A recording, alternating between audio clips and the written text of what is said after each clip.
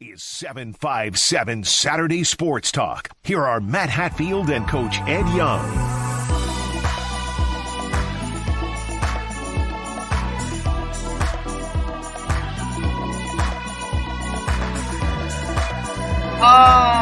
Yes! Good Saturday morning, ladies and gents, and welcome to another edition of 757 Saturday Sports Talk. Wherever you may be tuning in, we thank you for doing so. We've been starting a little bit before 12 noon. For those that are wondering why we're starting earlier than what we have in the past, we have Virginia Beach Mustangs football at 12 noon. Ed's dog is barking because he hasn't been fed. I just took my 3 dogs out because I take care of the pups. The powers that be have the Mustangs football, so we have to go a little earlier to get off the air before 12 noon. Nonetheless, we are pumped, jacked, juiced, excited, all those things, all those adjectives, because we have all kinds of football for all of you happy people out there. We're glad you are tuned in, wherever you're tuned in, be it our main channel, which is what you have to always watch us on, which is YouTube. That's Ed's favorite source, CoVA Sports TV. Hit that subscribe button. You'll get notifications when we go live.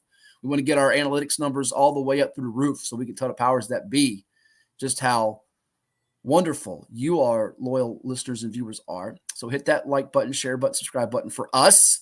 We're also on virginiapreps.com. We're on X at 757 Sports Talk, on Twitter on that feed, or my feed at Hatfield Sports, I should say, is where we're streaming it live.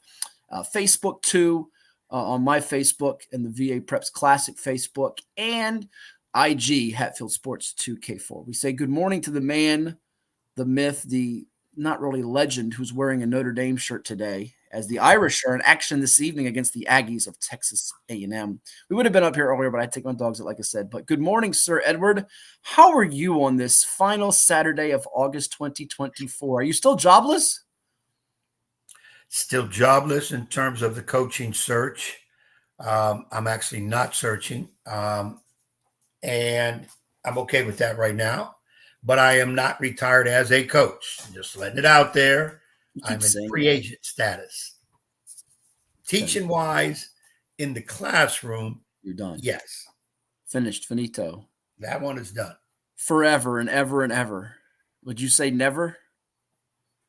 Never. Well, they always say never, but I would say, would you say you're never? going to bet, it's a good bet to say Young will never be back in the classroom full-time teacher. Okay. Just part-time. Yeah. Okay. Understood. But we got scores scrolling across our ticker, and good to see we haven't jinxed some people like our man Benjamin Du Bois. Windsor beat Arcadia, and I got to mention we had Coach Du Bois on a few weeks ago on our show, and the young man that we talked about on the show, who is just a special young man for them.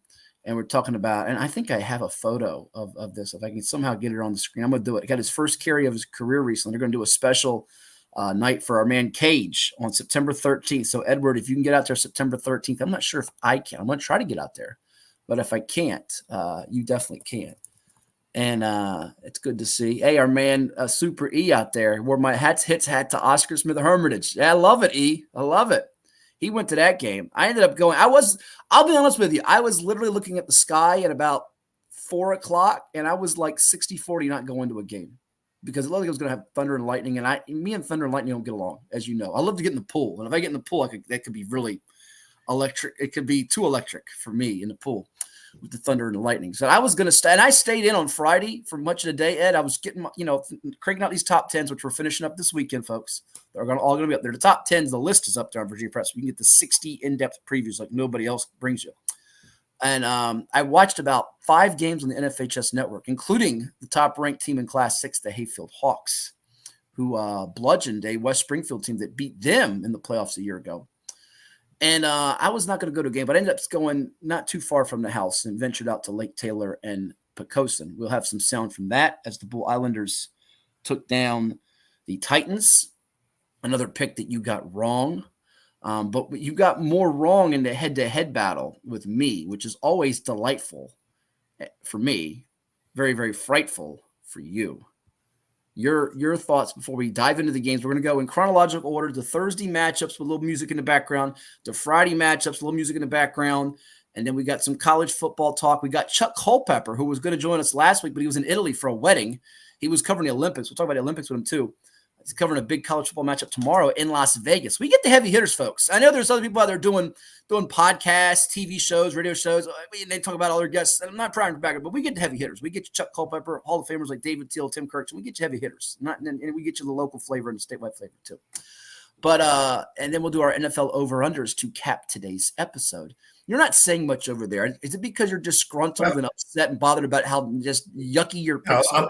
I'm letting you babble on. I mean, it would be ignorant for me to interrupt you, so I'm just letting you speak. Okay, waiting my turn. I'm okay with that. That's your turn. Go ahead. One of the things in sport talk radio, podcasts, even TV, one of the things that slices my hair off my head is when a host is talking, or when the guest is talking and the host interrupts, or the host is talking and the guest interrupts. And then you hear two people constantly talking and nothing getting done. I try not to do that on here because I just think that's ignorant. So I'm letting you go ahead and speak. Now, let me say some things about what you said. I try not to do that on here because lightning and thunder would be good if you were in the pool. Okay, that's when we'd want to see lightning and thunder, when you're in the pool. So when you said you weren't going out, I was the opposite. I had a feeling it was going to be a great night, and I went to couple local places, listened to some great music, some great jazz by the band, and I can mention their name. Raw Jazz is wait, hold on, because last week you were so angry and disappointed and disheartened that I wouldn't play your clip. I can actually play. As I brought up the Peter Griffin, what grinds your gears? You know what really grinds my gears from Family Guy? I can play this morning. We can watch it together. Your night out. Was this at Nitro? Wherever you were, Waterside. I don't know where you were. Here it is. Let's play some.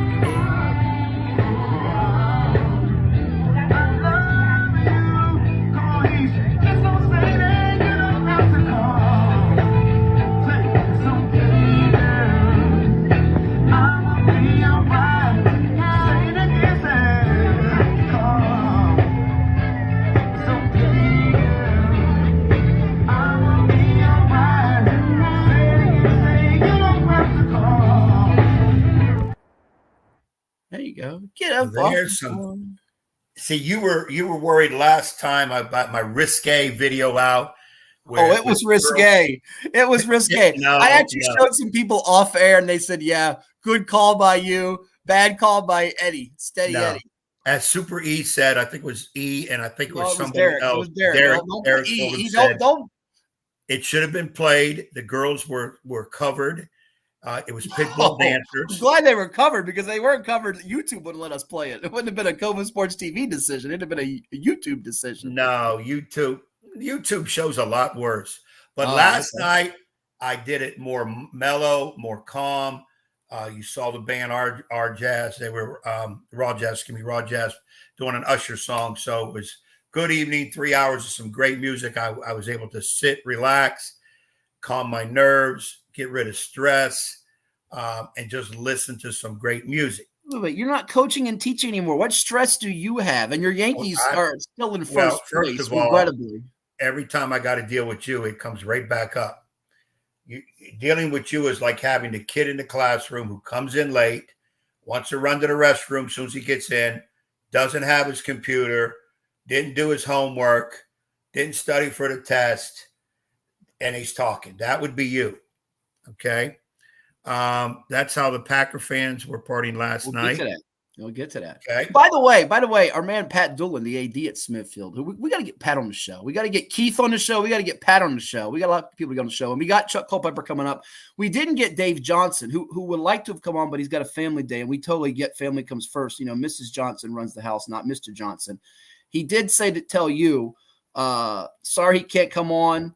Give Ed my best and tell him the Yankees suck. So I want to pass that message on. There you go. Thank you, DJ. I love Dave. DJ is one of the best. He's now the Tribe. Used to be with the Daily Press, longtime writer. He's now the Tribe scribe for William & Mary Athletics. And they got themselves a nice win of the night over VMI to Keydets to open up the season. Yeah, I miss talking to DJ. He's one of the best. And I know he's upset because we'll get him on. If not next week, we'll get him on one of these weeks coming up. Like we did with Chuck Red Sox are floundering, and I understand. They're not floundering. They're still in the wild card chase. They'll make the wild card. And that's 3.5 back. I'm not sure they're going to make the wild card. You positive about that? I think they got a good chance. I'm hoping for DJ's sake. Who's collapsing? KC or Minnesota? Who's collapsing? Or your Yankees or your Orioles? Again, I said your Orioles and your Yankees because you like to have two teams in the same division, like two conferences, a la Celtics, Knicks, a la Steelers, Raiders. So you're gonna all of a sudden adopt the Orioles when the playoffs come. I see this coming, even with their messy bullpen and pitching right now. It can be up and down, especially with Craig Kimbrell in the back of the pen. I want Yankees in the American League to win it all, including World Series. Baltimore, if they don't. Let me quickly back up. Back up. Reverse the car. Come on. Reverse it because I'm throwing too much information out. It was a stress release last night because I knew today I'd come on, have to deal with you, which is more stress, but I'm in a better mood to do it. Everything's okay. I am a little upset, though, as I looked at the picks. Yes, I think I took 5 games different than you. I think I lost all 5. Let's go through this real quickly off the top of our heads so that people know. I think I'm surprised by most. You took Menchville and Jack Lowe's Western Branch Bruins. By the way, he was there. You'll hear from quarterback Derrick Cook and see some highlights later. They pitched a shutout, so score 1 for me. Ding!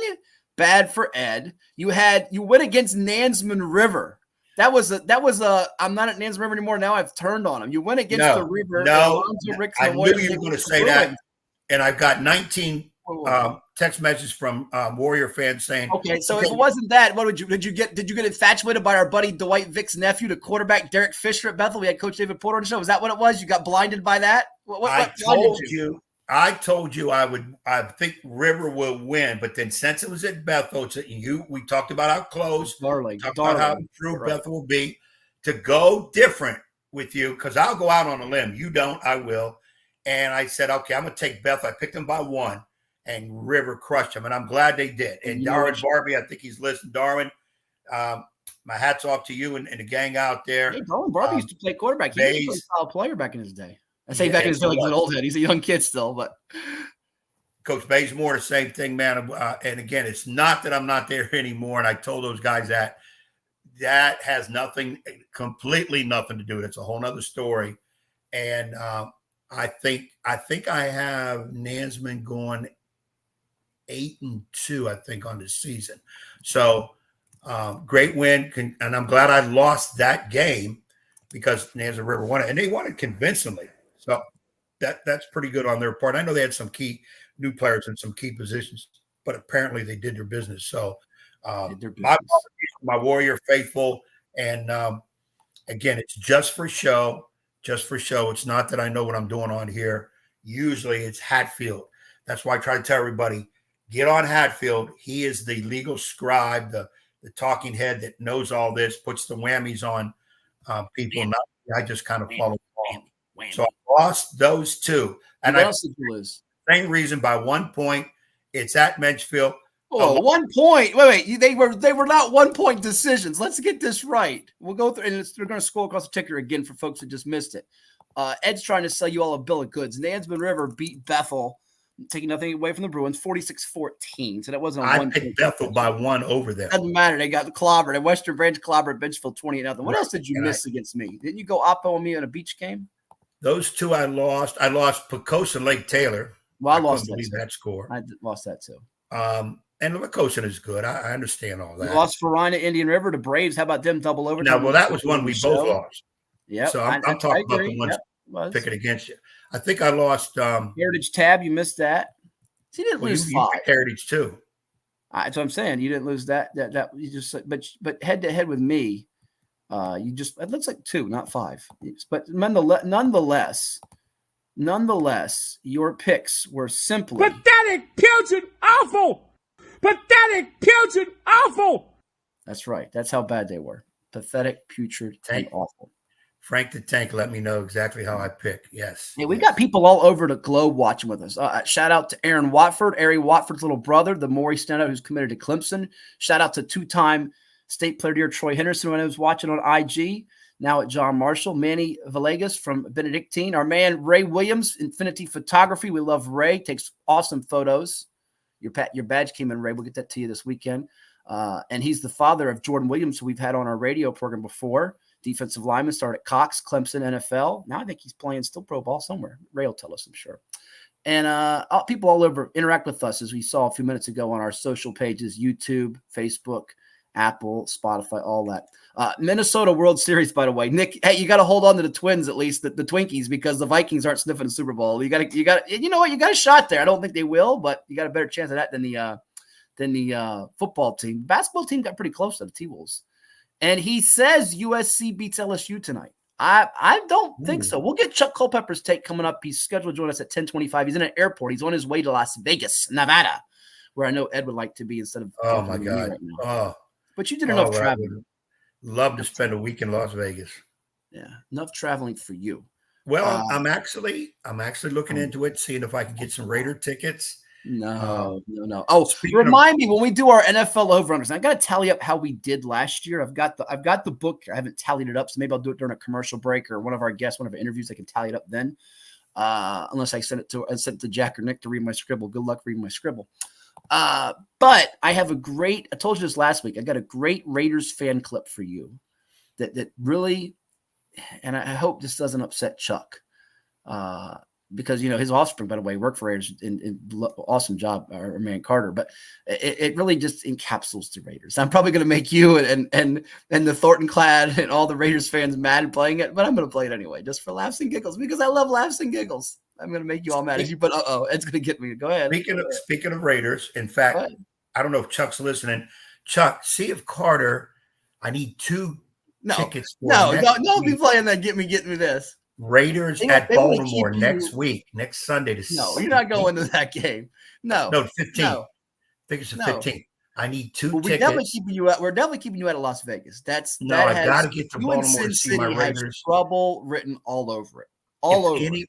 Anybody else out there, 2 tickets to the Baltimore. We'll get you on the show. If you're a business, we'll give you free advertisement. Yeah, look at you making deals, making backdoor side deals. This is the Ed Young way of. I gotta have to. My Raiders are coming within inches of me. I've got to come and see the Raiders play, and I did see the Raiders at Baltimore about 5 years ago, and had great seats. It was tremendous. I loved it. They lost. That was when Gruden was coaching them. So I'm putting it out there. I need 2 tickets. No. We went over this last week or the week before. You want 2 tickets. You do not need 2 tickets. Just like the people with a shot clock that want a shot clock, and you can want a shot clock and have your shot clock. I'm not saying you can't have your cake and eat it too, but you don't need it to play a game. You want it. Ed does not need 2 Raiders tickets. He wants 2 Raiders tickets. You need to play a football game. You need water and oxygen to breathe and live. You do not need Raiders tickets. Or nor a shot clock. Let me put it out there the right way for the people out there so they understand how I feel. I need to get how you feel with your fingers. Go ahead. I'm calm. See, this is why I had distress last night. You see the stress I'm taking now, people?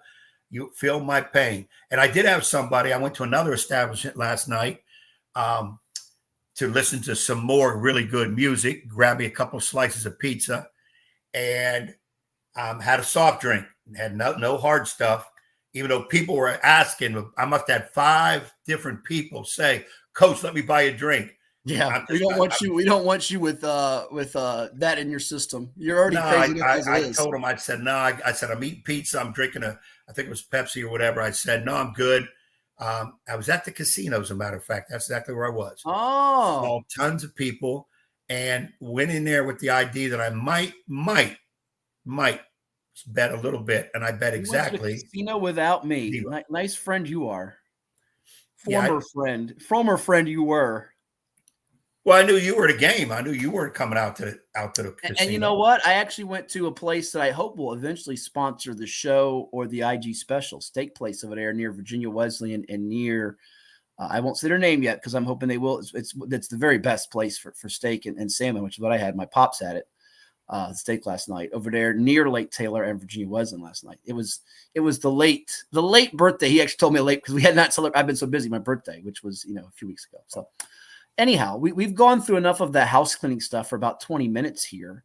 that it's almost time to take a timeout, but I don't want to deprive our wonderful audience out there of some of the high school football scores that transpired on Thursday night. So I'll cue up a little music, give us a little feel, little something here, and we will knock this out, the Thursday games, as we give you a little something to listen to us as we go through them from Thursday night's action, Edward, as we go across the 757. Let's give it to you here on 757 Saturday Sports Talk. As always, you can interact with us, like, share, and subscribe on our YouTube channel on CoVA Sports TV. And it's right at 10 o'clock, so it's perfect timing for this here as far as the scores go around the area. Let's go through it, and I'll get your thoughts as we move it along here from Thursday's action in Hampton Roads. All right, scores from Thursday night. You saw in the Beach District, Kellam Knights, a winner, 34-14. They prevailed over the First Colonial Patriots. Now it's 11 wins, I believe, in 12 matchups in that head-to-head series.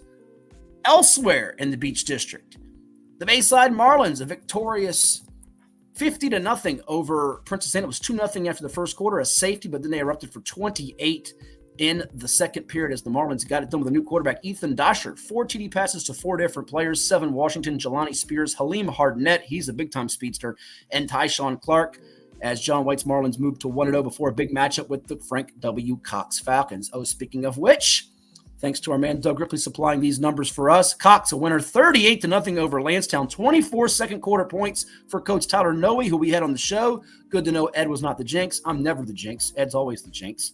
As it was Cox getting the job done to move to 1-0 in advance of that matchup with Bayside next week. Running the football, that's the specialty of Cox, much like for Poquoson, which we'll talk about from Friday's games. Max Palmerton leading the way for them. He had a couple of touchdown runs as a team, 250 yards on the ground. Also over 100 yards rushing was Tyree Jeffries, a freshman who was one of our Chicho's Pizza Player of the Weeks. And Ed, it is your job this morning. If you do anything else right, I'm supposed to give Chicho's a read, so remind me of that before we do bid adieu on today's program. We'll give Chicho's a little shout out and a read here today on the show. So you heard Cox was a winner, Kellam was a winner, Bayside was a winner, Green Run. They seem to always be winners these days in the Beach District. 34 consecutive for them now as they breezed by the Tallwood Lions 54-0. I thought it'd be a closer game than this, Ed, because last year I was at the game at Tallwood High School. It was a one-score game. But Kassan Farrar, the dazzling quarterback who's committed to UConn for the Stallions, he had a big night, 7-13, 157 through the air, and 4 touchdown passes. Also got touchdown runs from Terrence Ely Jr., and Charles Jackson and Knowledge Harrell, your Defensive Player of the Year pick on our preview show. If you missed that, go find it on our CoVA Sports TV YouTube page on the playlist, 757 Sports Talk. Ed picked him for Defensive Player of the Year. The Hokies commit had a couple of touchdown snags, including one that was a highlight reel play. And the other Beach District result was the game I was at, and you'll hear from later in the show. Coach Mark Hall of the Salem Sun Devils, they doubled up Kempsville 28-14. The game-turning play being the 69-yard pick six from Isaiah Lovgren. Willie Moore with 177 yards rushing on the ground. 2 newcomers for the Sun Devils that transferred in from Lansdowne and Grassfield, respectively, for Lovgren and Moore. And you'll hear from them later on in the program as Salem got the job done, beating the Kempsville Chiefs 28-14. Your quick reaction of the Beach scores from Thursday, sir? Nothing really surprising. Thought Lansdowne Cox would be closer. Rest of the scores, no, I don't. Pretty much, I think I picked those the right way too. I think we both got all the Beach straight in terms of those picks. So nothing overly surprising. Nick is still riding the Kellam 10-0 train. I mean, if they don't have to play Green Run it, you might have a shot at that, Nick. But unfortunately, they do have the Stallions on the schedule. I'm not saying they can't beat them, but it's going to be tricky. And by the way, that's their next game coming up on September the 6th. So, Nick, if you get that right, Ed will buy you a steak at any restaurant of your choosing in Hampton Roads. He's already told me that as a guarantee. No, that's not going to – 2 things. They won't go 10-0. That's a guarantee. And 2, it would not be a steak at any restaurant, because knowing Nick, he would probably pick Ruth Chris. They don't sponsor the show. Nice job of giving them a plug. And that was not the steak place I ate at last night that I think might, surpass some. You just, you're all over. Well, if you ate there, it's okay to say their name once, because we're not really advertising for them. Yeah. But just an establishment that you frequent. That's all. I don't frequent the one I just said. I was in there one time. They brought the menus in the water. Drank some water from my buddy Mike Stevenson. We opened the menu up. We looked at it. I looked at him. He looked at me. We got up and we ran out. Because you didn't have enough money, probably, and because they knew who was in the building. Didn't have any money, anyways. So we left, but the water's free, so we didn't dime and dash. It was just we looked at the dash. You dined and dashed. Other scores outside the beach for Thursday night before we take a break, and we got over-unders coming. We've got college football talk with Chuck Culpepper. Ed wants to pick 5 games today. We'll see how we do with that. He wants to redeem himself so quickly. He's so quickly to redeem himself against me, which is not going to happen, folks. He's just, it's a lost cause here with him. Other action from Thursday night outside the beach, you had some non-district games involving Eastern District, Southeastern Peninsula teams. Petersburg blanking Booker T. Washington 42-0. Unfortunately, not a good start there in the opener for the new head man over there, Mason Williams, and the Bookers that we had on in our summertime of 757 Saturday Sports Talk. War Hill all over Manners, 68-0. Deep Creek, we had Andre Twine on his Hornets. Purple Thunder roared 22-3 over Currituck. Remember, they had 7 giveaways in last year's loss down in North Carolina at home. They got the job done behind a stifling defense in this particular matchup. Western Branch blanking Menchville 28-0. You'll hear from Jack Lowe later on in the show. He caught up with Derrick Cook, the quarterback, and has some highlights for you. How about Gloucester 13-2 over Kickintan? Did not see that come as their defense picked it up in a big way. Indian River and Verina, Ed, 37-31. This was probably the game of the night. There was 2 double overtime games. 37-31 Indian River over Verina. The other double overtime game was Hampton over Woodside, 25-19, as Alonzo Coley nearly got a monster win in his coaching debut of the Wolverines, as Hampton got the job done. Second overtime, game-winning touchdown for the Crabbers came courtesy of Mr. Lassiter for them. And for the Indian River Braves, they got a late touchdown pass. This was pretty crazy. Late touchdown pass for Indian River. I mentioned Casey Lassiter's 10-yard touchdown run on the first play of the second OT, winning it for the Crabbers. In Indian River's case, what a game. Cam Kirby, the new quarterback who transferred in from Bayside, he launched a 63-yard pass with 1:23 to go in regulation. It was going to get picked. It looked like it went through the hands of a Verina player. Next thing you know, Braves snag it, go to OT, get a stop in the second OT on 4th and goal, and they win it. And let's shout out a freshman here. Yeah, we love shouting out the linemen. Ed, I did this on my IG live show too last night if you didn't check it out with the Hats Hits. We don't give the freshmen all kinds of love, but 3 sacks for Casey Jordan for Indian River. Brandon Carr told me he has a couple of freshmen stepping up big, but they got shut out last year, Ed, by Verina 13-0, 37-31. Let's stop there. That's a monster win for Indian River against a Verina defense that is known to be pretty doggone good. And if I'm not mistaken, the game was at Verina? It was up in Richmond on Messer Road. And you like to mess around on Messer Road. You did the mess around. Afraid Charles won't sing. So now you beat a team. You come from behind to beat an excellent team on their turf. It says a ton about Indian River because I don't see Verina having a bad year. Maybe it might be their only loss all year. I don't see they won't give any more. So I got to believe. Well, they have they have Highland Springs. They have Highland Springs into the season. That's a big rivalry. Big rivalry. That's not a gimme. That's not a gimme. Yeah, that would be the only other one I can see lose. So Indian River spoke volumes that they're going to be that good. And you're talking about. Go ahead. You're talking about a lot of youngsters, underclassmen doing some stuff. So Indian River looks like they're going to put themselves right back in the situation that they did last year. Remember, they knocked off Green Run in the playoffs that served notice from the beginning of the year on. And, the thing that's interesting about that type of game is when you're down, and again, when they were down 8 at the half, you feel like, all right, do we have the versatility? I think their offense now has some balance. Kirby's got the ability to run or throw at quarterback, a little more mobility than the previous quarterback. And they've got multiple backs. Rayvon Moore can move the sticks for them. He's now the go-to back in the running game. I think this, Ed. It's like in basketball. If you can win multiple ways, if you're not a three-point shooting team, you can do this. If you're not a fast break transition team, you can do this. Indian River, I think, can win with its defense or its offense, with its running game or its passing attack. So I think that's a very encouraging sign for when they have those Southeastern District showdowns later on with an Oscar Smith, with a Kings Fork, with a Nansman River perhaps, and then when they get in Region 5A where Green Run is viewed as the favorite. But, by the way, they won last year on Dahlia Drive at the Stallions' place Don't have Jordan Harris anymore, but they're pretty doggone good, it looks like. Go ahead. Yeah, go ahead. Point to be made. The running back in football is almost non-existent in pros. Yeah. So in college. High school, everything. In my belief, running back in high school is extremely important.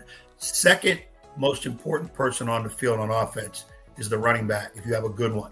And Rivers got a couple. It's often said, does the running game set up the passing game? Does the passing game set up the run? Everybody in today's football likes to throw, which is what I love. But everybody always says only 3 things happen when you throw the ball, 2 aren't good.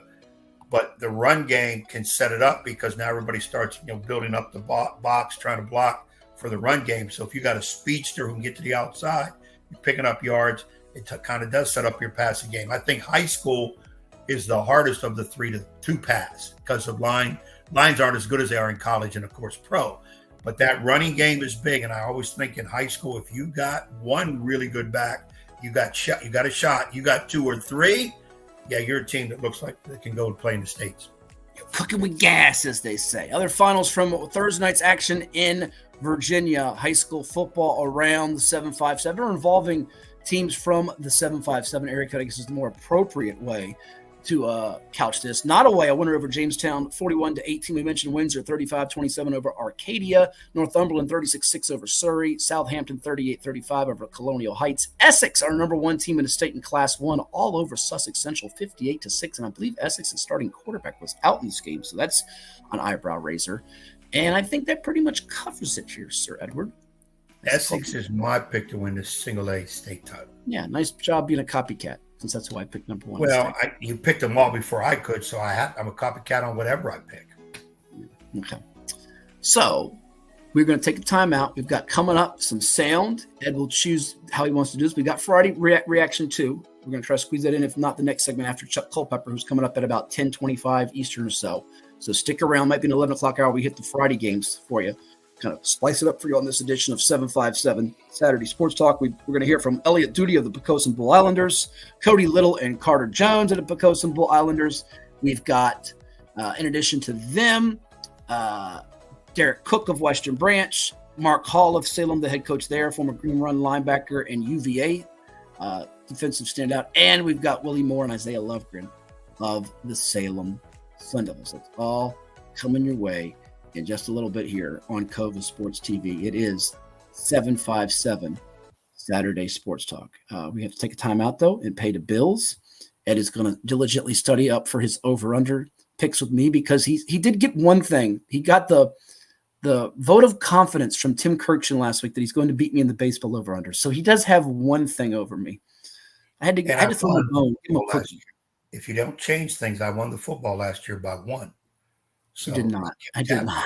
If I don't change things, what? Change all the games I got right and the ones that you got wrong? Yeah, you've been known to do that. You've changed the things that I got right. I know it. I've got spies in good places. You have spies in bad places too. But let's hear from some of the people that make it possible for us to do this program with you here on 757 Saturday Sports Talk. And right now we're going to hear from Chichos.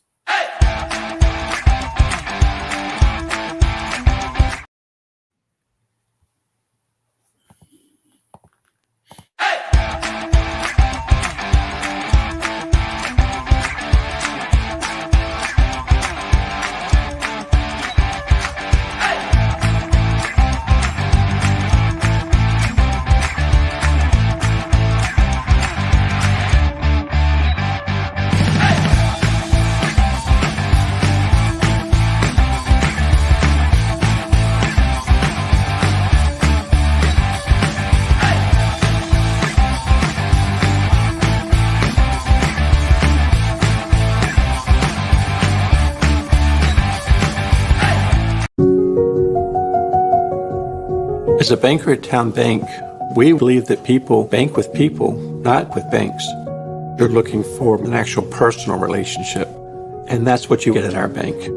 You get that person that gets to know you, gets to know your business, is there for you. I think that is what motivates us, what drives us, and the idea that we are trying to serve others and enrich lives, I think is very true.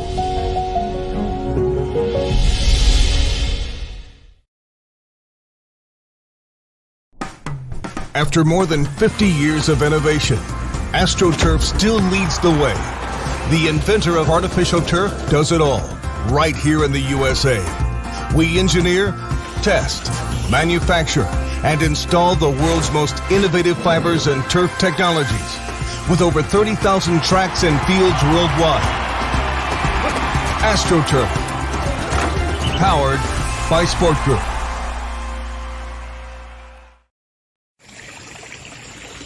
I've learned that everyone you meet deserves to be greeted with a smile. Even if it's a smile like that one. Whew. Until next visit, this is Andy Rooney for Wondering Aloud on Poolside Adventures. Hampton Roads has a long-running high school and college sports tradition. It's time to give them the spotlight they deserve. This is 757 Sports Talk. Here are Matt Hatfield and Coach Ed Young.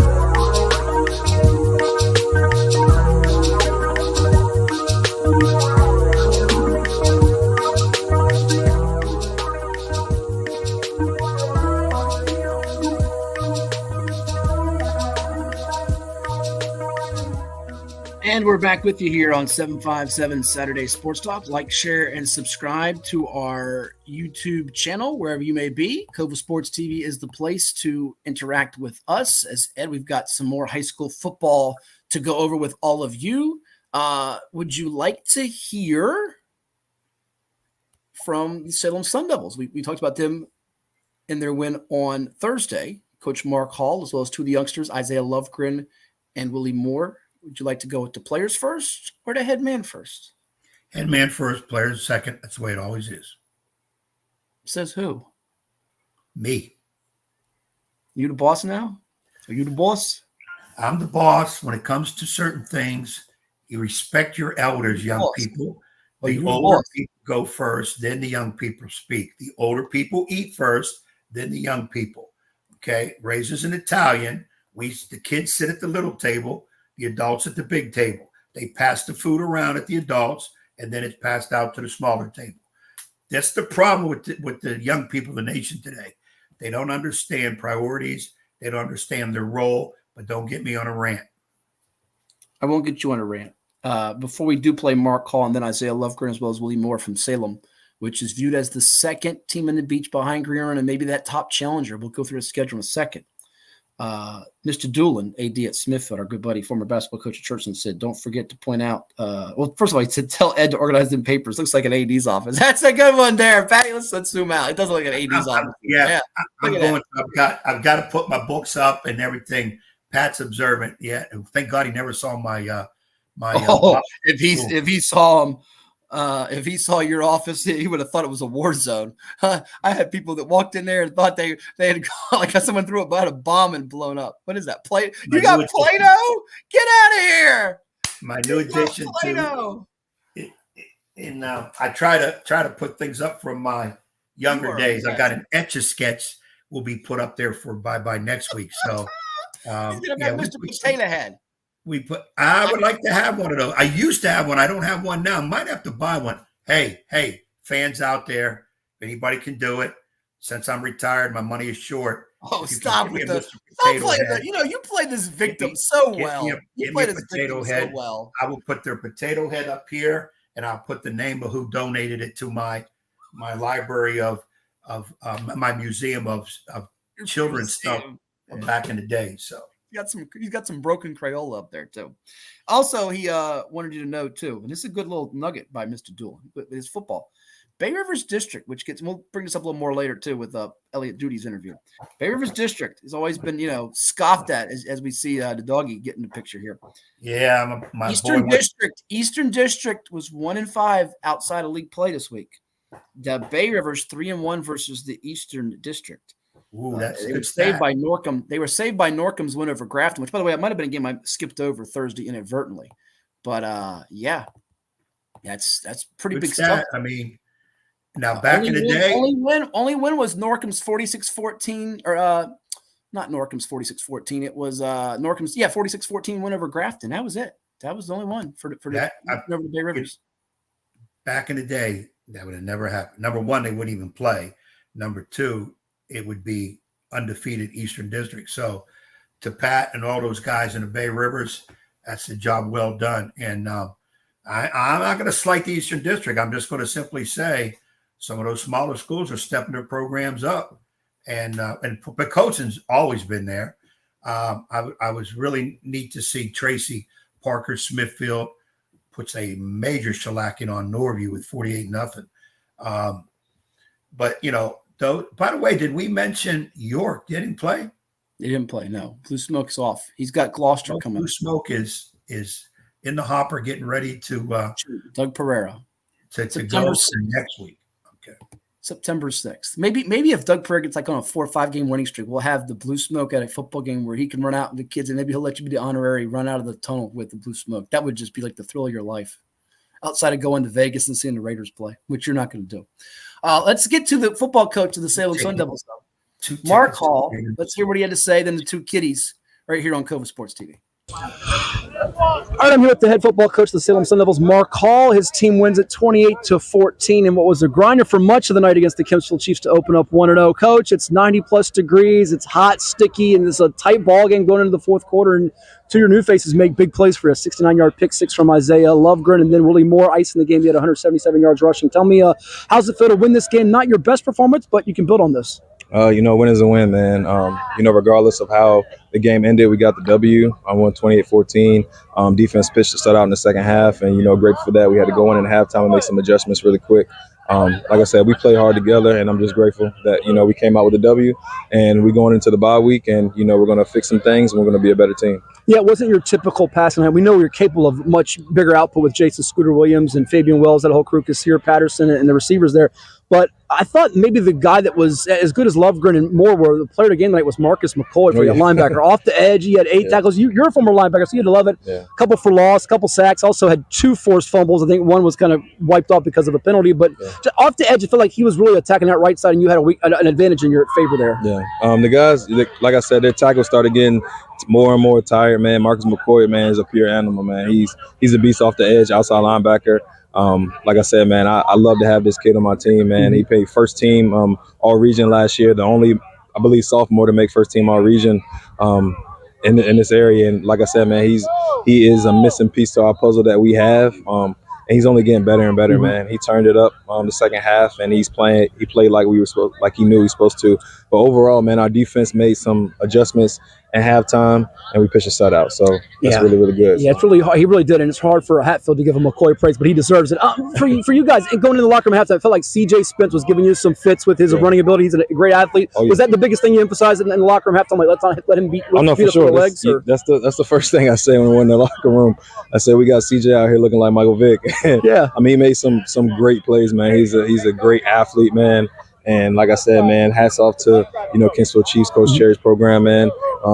With everything they got going on, they are playing well, man. And, they're going to be a really, really good team. 2 more for to let you run. For this team, what's it going to take that next step? Because, you get it thrust in a couple years ago, interim mid-season or early in the season. Last year, you guys made some noise. It's still young. It feels like this is your year to make a splash. How do you guys turn this win tonight into more wins and be, a team that's talked about regionally and statewide? Just, making the adjustments doing what we're supposed to do. Doing what we're supposed to do on defense, doing what we're supposed to do on offense and special teams. Like I said, we had to make the adjustment on special teams and defense. And the guys were coachable today at halftime. They listened to us. Definitely went in there with a stern mindset, stern attitude, and they came out and performed. So they took coaching. Sure. And what would you say is unique about this particular team? I know it's just one game, and you're going to learn more as you go through this journey. But what do you like most about this group here from off-season and conditioning to now? This team has heart, man. We work well. We work with Giovanni Ruff. In the off season, man, and like I said, man, he had us in there working hard, and definitely grateful for what he put us through. And he built dogs out of us. So like these guys have some heart, man. These guys have some heart. No days off. 1-0 start for Coach Hall and the Salem Sun Devils. Thank you so much. We'll see you soon. Thank you. So that was Mark Hall of the Salem Sun Devils with us after their win over Kempsville. It is CoVA Sports TV, 757 Saturday Sports Talk. We'll quickly spice in here Isaiah Lovgren and Willie Moore. They also caught up with us after the win right here. It's 757 Saturday Sports Talk. 2 running backs and also in Lovgren's case, a key linebacker.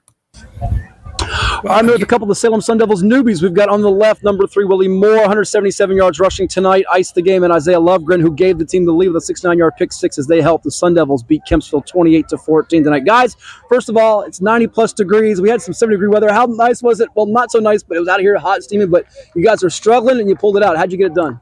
I mean, we all just taught as a team, this is what we trained for all summer, so this won't nothing new for us. Oh, exactly. Like, hey, Isaiah had his tug, I had my tug. That's why we call money team. Yeah. Fourth quarter, let's talk about it. It's tie game. Your pick six. It's, I guess, a screenplay. What did you see on it? And take me through it if you can. Oh, so what I saw basically, the snap. So I just dropped back into my hook curl basically. Then I saw the quarterback roll out. He tried to throw that mug up. And I was like, oh, I got to go get that. Ran up, caught that thing, and started hauling butt down. Glad you kept it clean for us, Willie. When the defense makes a play like that, how much does the offense kind of get spruced up as well? It wasn't a typical passing night, which you guys are capable of having a much better output, but it felt like you got stronger as the game progressed in the fourth quarter. Man, we was hyped, man. Once they made that play, we knew that we had to keep it going. Coach came up to me and said, Willie, ice it. And thanks to my offense, thanks to my line, we got it done. For both of you guys, what's this type of win do? It's I think, a kind of a character-building win. You guys had to battle through some adversity. It's the heat. The defense made some takeaways. It wasn't your prettiest game, but there's work to do, right? Yes, sir. Yes, sir.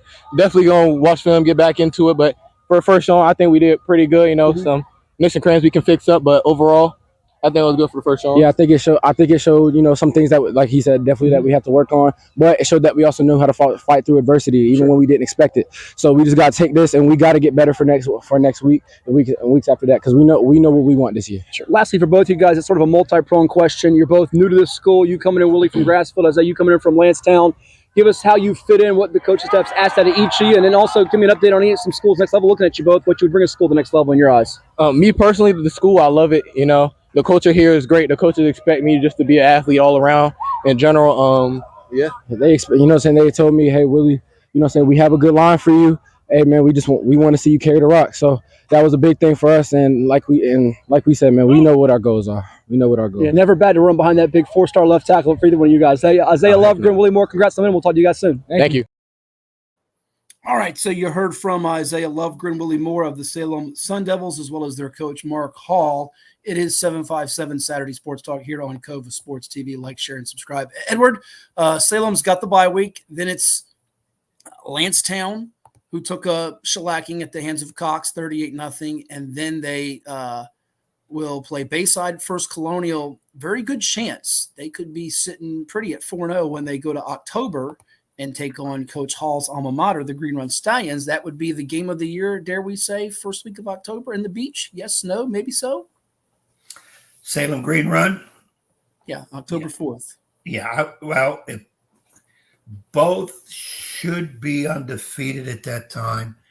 I think most of us, you and I especially, have said they probably have the best shot of knocking off Green Run. And with all that being said, watch Green Run win 40-0. Who knows? Again, we're dealing with high school kids, high school mentality. I personally think yes, but at the same time, I'm also feeling somebody else from the Beach may step up and get Green Run. As I said last week, you were high on Cox. Well, yeah, you were high on Cox. Maybe you are on something there. Yeah, it could be. It could be. And we're talking about Salem a lot, being right behind Green Run. Let's not overlook Cox. I think they have a ball club built that can do some things. And again, it's a team that very rarely makes dumb mistakes and beats themselves. So they very rarely have an off game, in other words. So it'll be interesting. But right now, Green Run is definitely in the driver's seat. Yeah, they really are. And again, 34 in a row in the district. It's hard to top that. That's a pretty big number when you look at it, big picture in the city there. So yeah, you have to really be doing something right if you're going to knock them off. And it starts with the defense, which we saw some teams do some big things on defense. While we wait for Chuck Culpepper, who will be joining us here momentarily, we hope, from the Washington Post, to break down the big weekend of college football. Just sent him the link. I know he's at the airport waiting for his flight. I don't know if he's landing in Vegas or what's going on, but we did communicate with him this morning. He actually reached back out to us. While we wait here, Ed, would you like to, while we wait, go through some of the Friday results? Yeah, absolutely. Here's some more what's going on. So right now, from what I'm gathering, I am 3 picks behind you. If I have to, I got to go back and look and see. It's on VirginiaPreps.com. You know, you could just log up there and scroll through our picks and I don't see. remember my password. It's free. This week was free. You don't remember my password. You want to come up with excuses? Hold on. Free. You're doing VirginiaPreps.com. It was free for the first week. That article was free. My favorite word, free. You're doing free. The miser guy that you are, the CEO in charge of the moolah. You open it up free to the entire state. You know who's watching on IG? I see he just logged on, so I hope I don't embarrass him. I know I'm not going to embarrass him. It's Mark Stufel, your former office mate at Nance. Oh, man, Mark baseball coach. State championship baseball coach, right? When he was there. You've got to go back. A diehard Cleveland Guardians fan who are back in first, holding on. What a comeback they had against the Royals this week. What a job by them. I was happy for other reasons, but anyhow, good job by the Guards. Yeah, I think it's going to come down to Yankees and the Guardians for the American League title. It's going to be great. Mark Stufel, people, if you want to know who this guy really is, look up Manager Goes Off. It was from... He didn't go off years ago. I wonder if you can find it. Remember, I sent it to you. I said this reminds me of Mark Stufel. Earl Weaver? You talking about Earl Weaver? No, it's the minor league guy for the Braves. He was crawling on the ground. He threw the grenade. The Rosenbach as a grenade. Oh, that was the guy for the Richmond Braves. Yeah, Wellman. Pieces. Yeah. That was Mark Stufel, I think, in his 5th game of coaching high school baseball. Well, we have Chuck Culpepper ready to join us here after we take a quick commercial break and hear from the sponsors right here on CoVA Sports TV. Like, share, subscribe. You're getting your fix for high school football, college football, or NFL football over-unders, and we interact with you on Instagram, Facebook, YouTube, VirginiaPreps.com, all over the web with all of our loyal listeners that have followed us over from our radio days to podcast days now. But right now, we have to take a time out, pay some bills, or at least the people at CoVA Sports TV that help power this show, helping us pay these bills. And to do that, we're going to hear from a couple of those sponsors right now, Edward, including Pain and Gain Sports. We'll be back in just a moment. Pain and Gain, your one-stop shop for all things field hockey. Located in Princess One Shopping Center, Virginia Beach, we carry everything you need on the turf, from black sticks, turf shoes, mouth guards, and much more. Try out your stick before you buy in our synthetic turf area. Pain and Gain. Embrace the pain, enjoy the gain.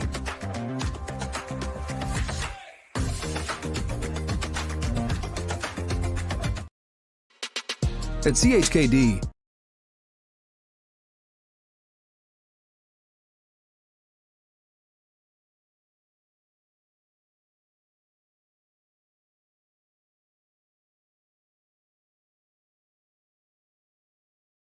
what is more? Is it more reps, more strength, more stamina?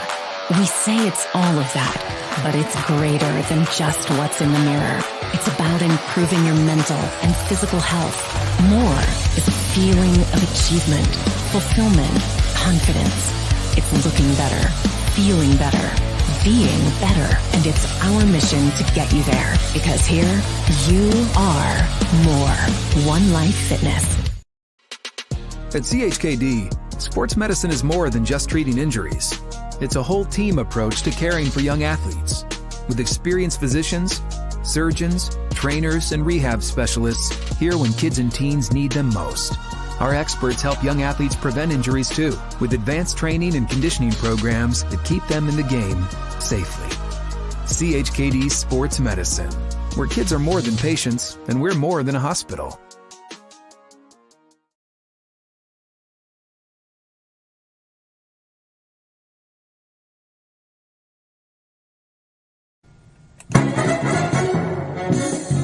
And now back to Matthew Hatfield and the evil basketball coach. Blast you, Ed Young!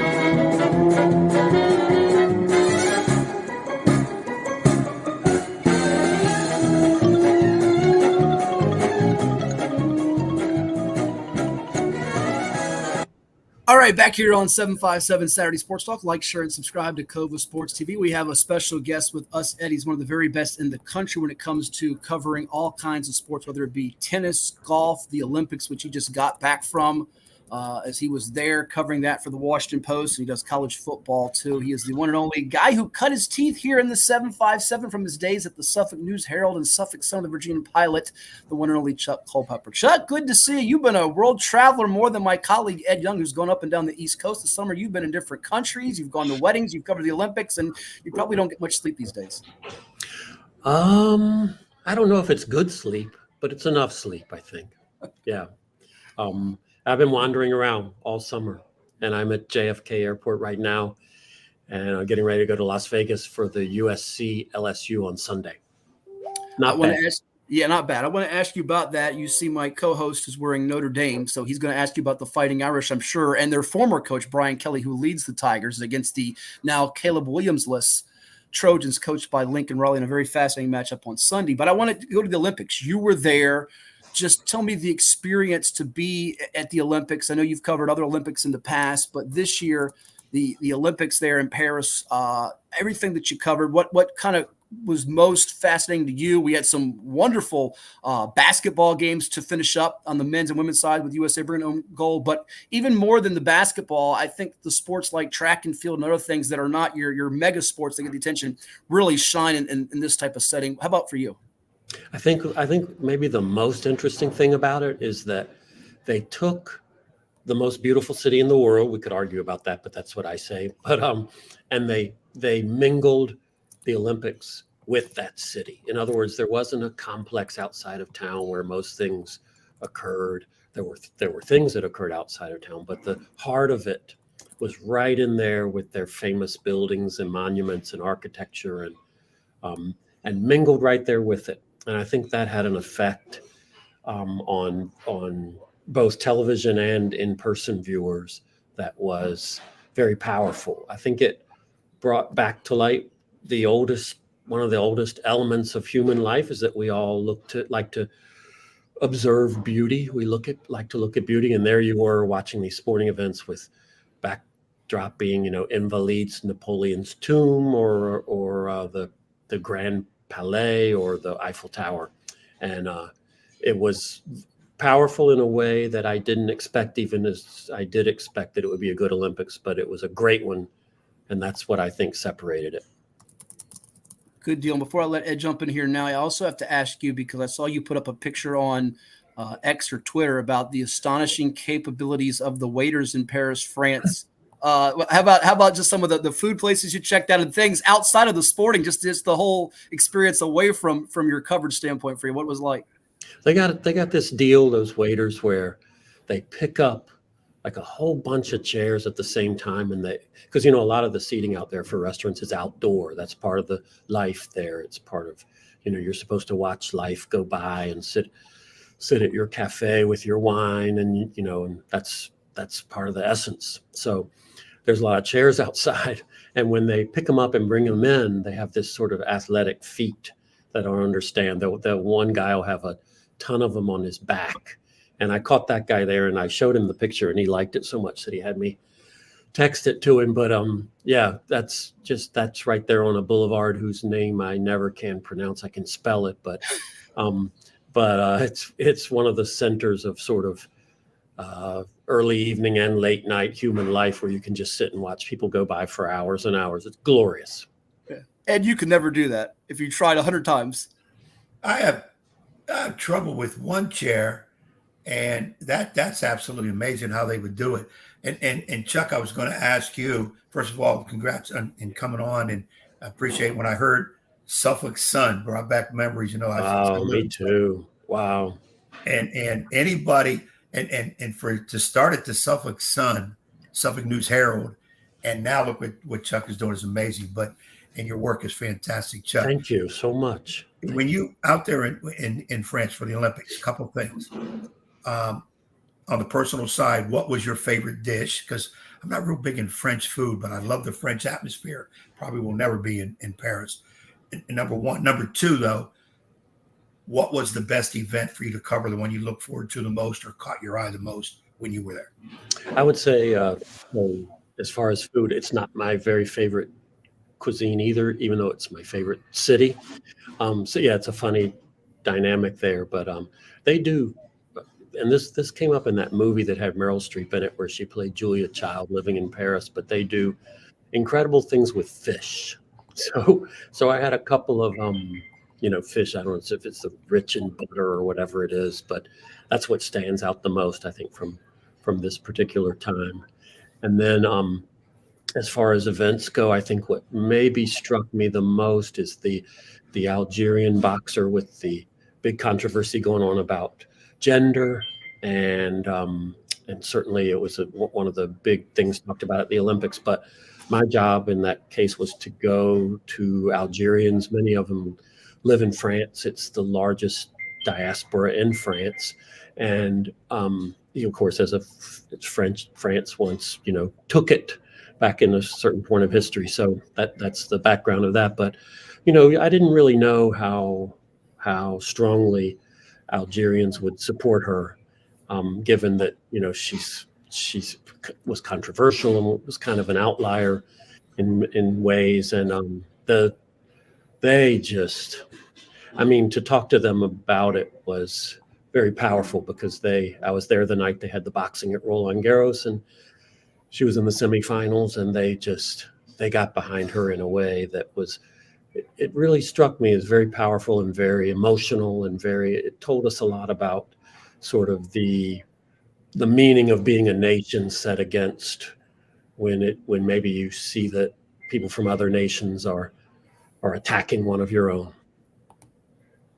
Yeah, really good stuff there. Chuck, let's dive into college football now, because it's here. It was here last week with the game in Ireland that saw Georgia Tech upset Florida State. And there was not a lot of marquee games last week. You had Nevada almost as a 4-touchdown dog beat SMU, and you had some scares the last couple of nights with an NC State game against Western Carolina, and in Colorado with Deion Sanders, who remains a big story nationally, against North Dakota State. They eked it out. But just the whole landscape right now. We know about NIL and the transfer portal. And the big thing that I want to hit on, and Ed can probably follow up here, is the playoff now with 12 teams.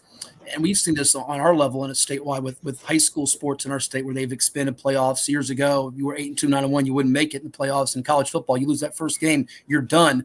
What's your feeling on the playoff? Do you like it, the 12-team format? Does it diminish some of the regular season? Does it put more spotlight on it? What's your feeling on how this is going to change just the whole feel of the sport as we begin things with a lot of marquee matchups today, with that, of course, high noon showdown at Eastern with Georgia, Clemson, and of course the one you're seeing tomorrow with LSU, USC, among others? I find the 12 to be just right. I mean, I think I would have found the 8 to be just right also, which is kind of, you can't say both of them are just right, I guess, but the 12, I do like that idea of those first 4 games that will feed into the next games. I think it's just right for determining a champion. I do wonder about how many games these teams are going to play, and whether, the wear and tear is going to be considerable. I know it's going to be considerable. How much is it going to weigh on the season? Are we going to get to January 20th now? January 20th, when the final game will be in Atlanta, and what's going to be left? And how much is it going to be an issue that somebody got hurt along the way? So I worry about it in that regard.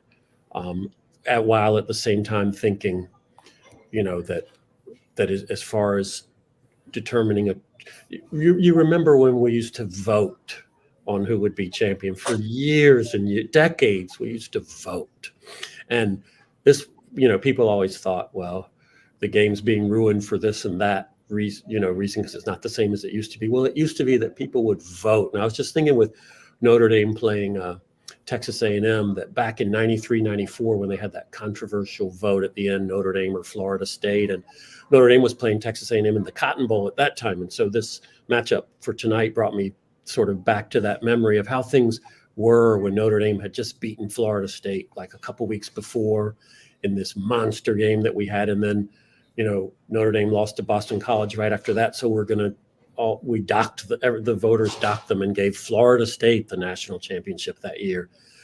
Now with this playoff, I think we lose sight of the fact that we don't have that junk anymore. And we had that junk for decades and decades. So I think it's moved in the right direction. 4 was better than a vote. And 4 was better than 2, which is what we used to have, one BCS title game, and then before that a vote. And now 12, I think, is better than 4, although I worry about the wear and tear. And Ed, you're happy because it means your Irish can lose 3 or 4 games and still be alive. We're not losing 4 games. A game or two. I'm a little nervous about tonight, Chuck. Let's start right there. Notre Dame, a lot of hype going into Texas College Station with Texas A&M, who's not getting a whole lot of hype. Right. I feel, and I think on my picks, I took A&M in the points. Am I crazy? Am I trying to wish the Irish to win it? Oh, you mean by taking A&M in the points? By taking A&M, right? You can. It's like I know this feeling where you can win either way, right? Exactly. Yeah. Which is what I've been known to do. He's on to you, Ed. He's figured you out real quickly. Yeah. It doesn't take long. But Chuck has done it too. See, I can tell Chuck has done it too with his. I've done it too. I've done it. I don't bet, but I've done it in predicting. Predicting things. Yeah, you'll feel better, even though if you. But I do think, boy, this is interesting, isn't it? With this is where the transfer portal actually brings some interesting things to the sport, where you have this quarterback from Duke on one side who's transferred to Notre Dame, and this coach from Duke on the other side who's moved to Texas A&M. And what I think about in those circumstances is how closely I always would love to be in the film rooms. I'd love to see like what little tiny traits they're noticing in people that might help them make strategy. So you figure if you coached a guy at quarterback, now you're against him. Maybe you know a few things that are really, really intricate. I don't know if that's true, but I've always been fascinated by what must be going on in there. So that's, to me, one reason that this game is quite compelling. And, Notre Dame in that secondary is fantastic. So I think Notre Dame also with its veteran presence, good experience there to handle that crowd at Texas A&M I think they're going to be able to do that. I don't know if they'll win, but I think they're going to be able to I do think they're going to win, and I do expect them to handle the crowd pretty well. There you go, Ed. Good start for the Irish, Chuck says. And you look at the schedule, there's a couple of games that could be tricky, but you never know. You guys could just rise up to the top 5 by, say, mid-October.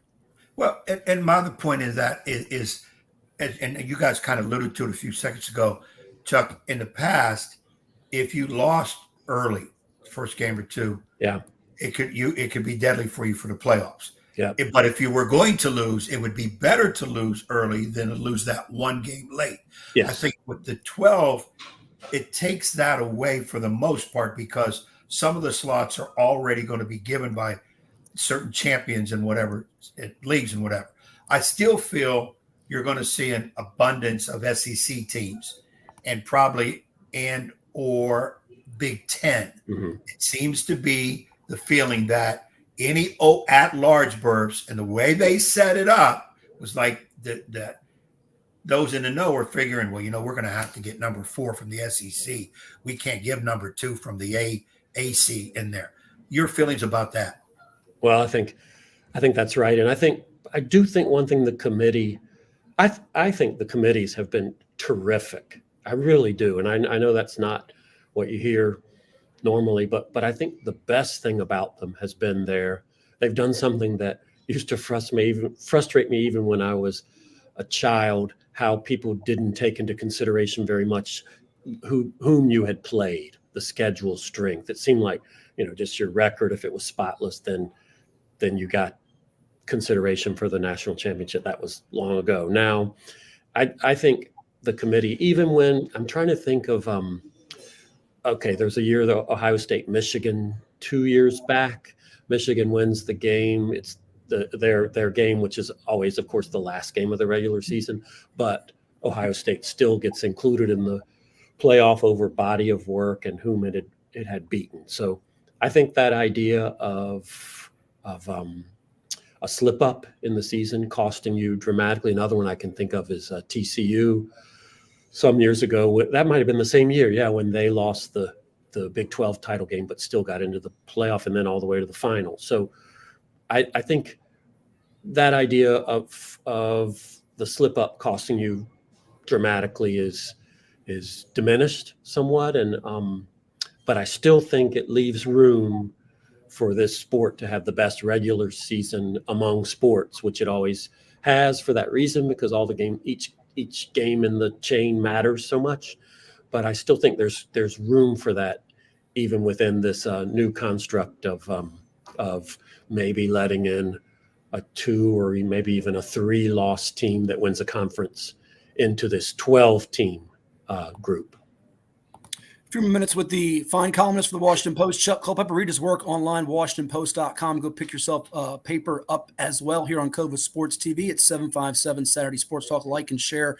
Plus, subscribe to our YouTube channel. We're also on Facebook, IG, Twitter, or X as they call it, all over the web as well. Chuck, 2-layered question for you, sort of a two-part here. The first one is, and you're in the business of storytelling. So as you go to Las Vegas for LSU, USC, a matchup we don't see very often, very compelling in a lot of ways. Mentioned earlier, no Caleb Williams, Lincoln Riley trying to get over the hump. He didn't quite do it at Oklahoma. He was close. LSU, Brian Kelly, this is a big year for him coming from Notre Dame. Which to you is the bigger story, win or lose? And I know this is what you think about this going in and as you write your column after a game. LSU win, LSU loss, USC win, USC loss, and then to follow that up, aside from the playoff, aside from the off-the-field stuff, NIL transfer portal, what about teams, players? You know, Michigan's got a new head coach now. Harbaugh's not there anymore. Alabama's got a new head coach. Saban's not there anymore. What are some of the storylines you'll be following most closely as we go from August into September and then October?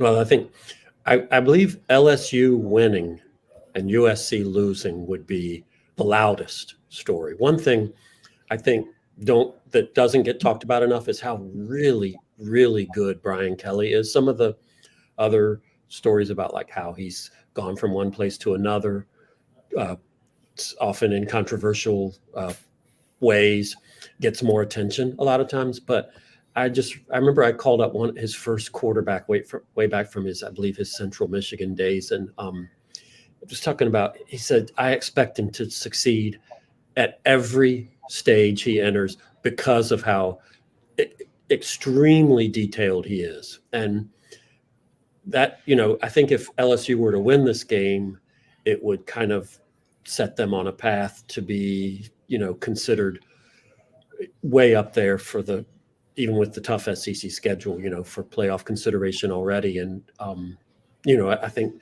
the sport's often really colorful when they're really good. So that's part of it. And then if USC were to lose, it would kind of be noisy there too, with how it's gotten over the last few years and how those honeymoons, as we used to call them, have gotten shorter. And I love the element in this game of two quarterbacks both replacing Heisman Trophy winners. Caleb Williams off to the Bears, Jaden Daniels off to the Commanders, and I believe both these backup quarterbacks won their bowl games last year in impressive fashion. So that gave momentum going into this. So I'm really excited about the matchup in that way. And as far as which I think we're all just going to look at Alabama all season. We're going to just look at what's happening there. And it's almost as if like topography itself got changed in Tuscaloosa with who's not going to be standing over there on the sideline, throwing down headphones once in a while. I'm not saying he did it often, but ranting on occasion and look over there with that worried look. And we're not going to see that anymore. And I think I'm going in 2 weeks to their game at Wisconsin.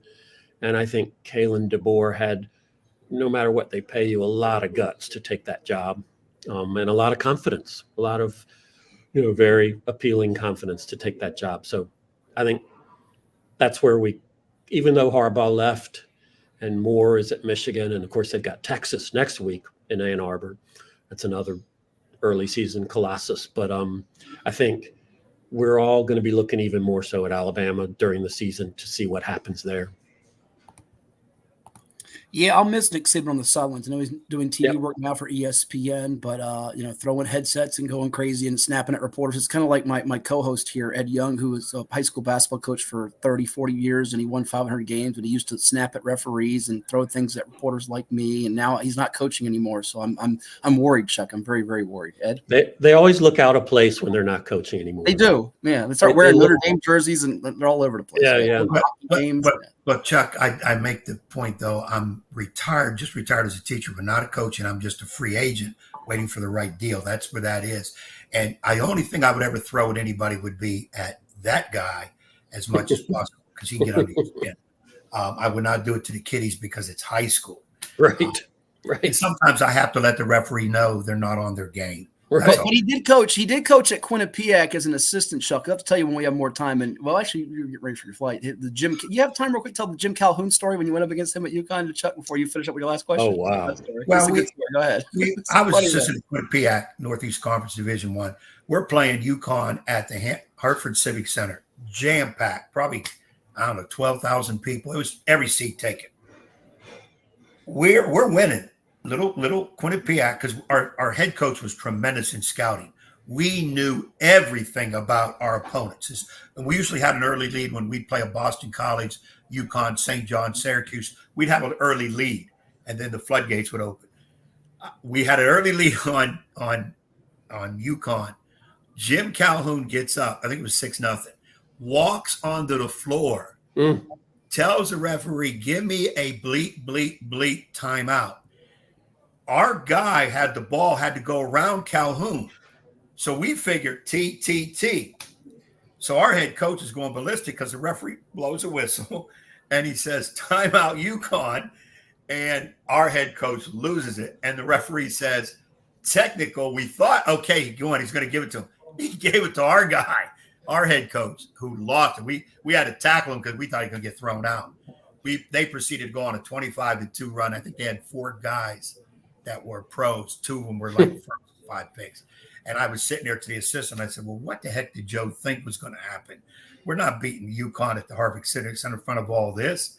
And he went in the locker room at the end of the game, destroyed the locker room because he was so mad at what happened. But you figure we were that guarantee game. Remember, we get money, they get a guaranteed win. Yeah. That tells you whose state it was, right? Yeah, I mean, he was on the floor, and he should have had a tee. And I think he wanted one to kind of get fired up, but they didn't give it to him, and it was ridiculous. But I figured, okay, that's one of the masters at work. No wonder he gets what he can get. So we have that on there. Well, Chuck, when the thing I wanted to see too with college football, and you mentioned about with the 12-team playoff now, we take away people voting for number 1. We take away, and I kind of think 12 is good too because we get hype on top 10 lists. So 12 could be good. Now 13, 14, 15 are always going to complain, just like number 65, 66, 67 in basketball. Yeah. It's always going to happen. I think if you put every team in, somebody would still complain. Yeah. But I do think this is a way we can get it. It's going to be on terms, I think, how the matchups are going to happen. There's no reseeding. I think that's where the next controversy, complaints, screaming will come in terms of the matchups. Because nobody's really talking about that now because I don't even know if it's all figured out. Was it going to be this champion against this champion or whatever? But that's where I think the next problem is going to come from. And, screaming is a big industry. You can't stop the screaming. I try to tell this guy that when I'm screaming at him, he's in the pool scaring the kiddies and the ladies. Why are you screaming at me? Because you're going to get arrested or should get arrested. Well, Chuck, always a pleasure having you on the program. We look forward to getting you on in the future. And again, if anybody has any questions in the future for Chuck Culpepper, you can always send it to us and we will pass it along to him, be it on the sport of college football or anything that he does. A lot of great column work on the tennis, the golf, the tennis. Man, no Djokovic, no Alcaraz in the U.S. Open now, both getting knocked out. Pretty interesting. And some other sports that he covers for the Washington Post. Go pick up a copy and read his work. Always a pleasure. Enjoy the time in Las Vegas. Safe travels, and I will talk to you down the road. Thank you so much. Thank you. Hey Chuck, when you get a chance, when you cover Notre Dame, see if you can get me a jersey when nobody's. You got one. You don't need another one. It's a hockey jersey. I want a football.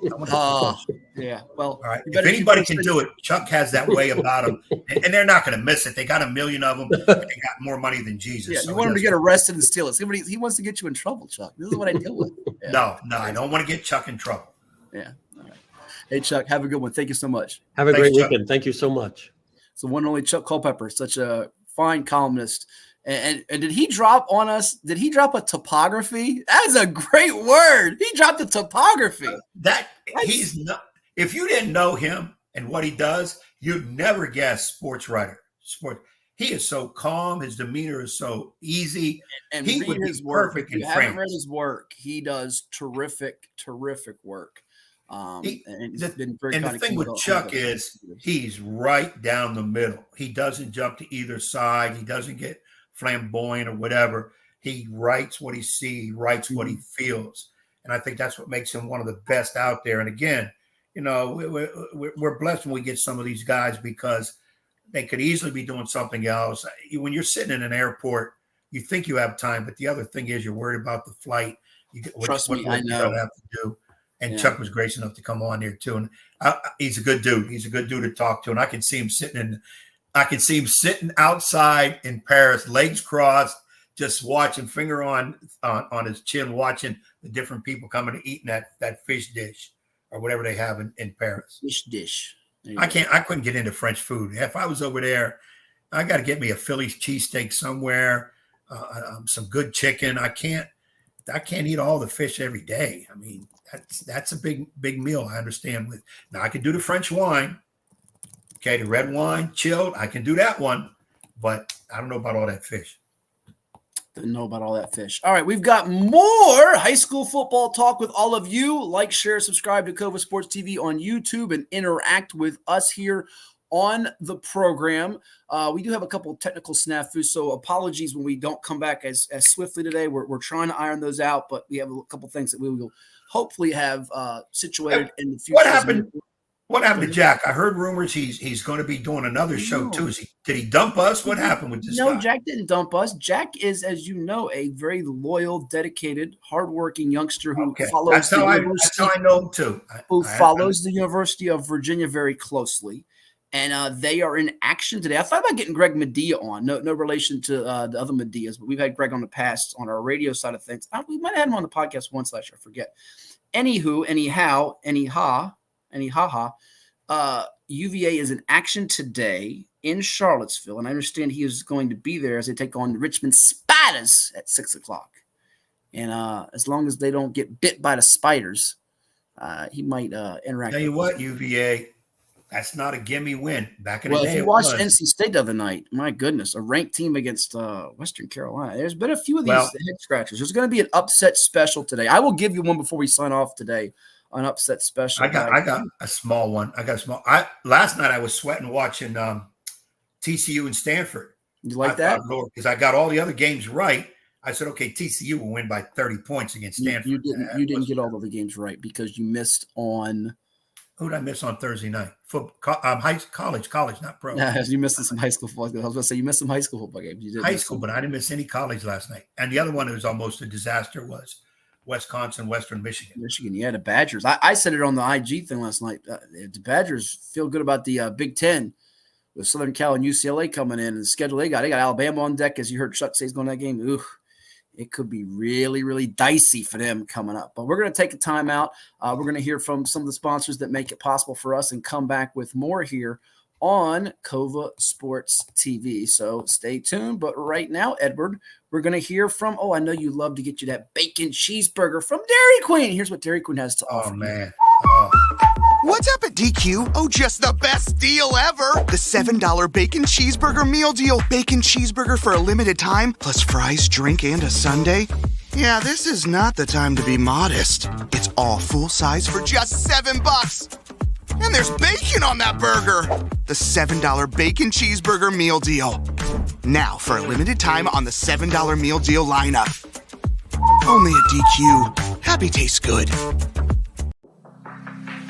Treat yourself to a visit to the Drip Bar IV Hydration and Vitamin Therapy in Virginia Beach. Boost your immunity, increase your energy, and promote anti-aging with our personalized treatments designed to ensure efficient nutrition absorption to rejuvenate your mind and body. Come see our chic and relaxing day spa for yourself today. We welcome walk-ins and appointments. Our medical professionals will help you achieve your best health and answer all your questions.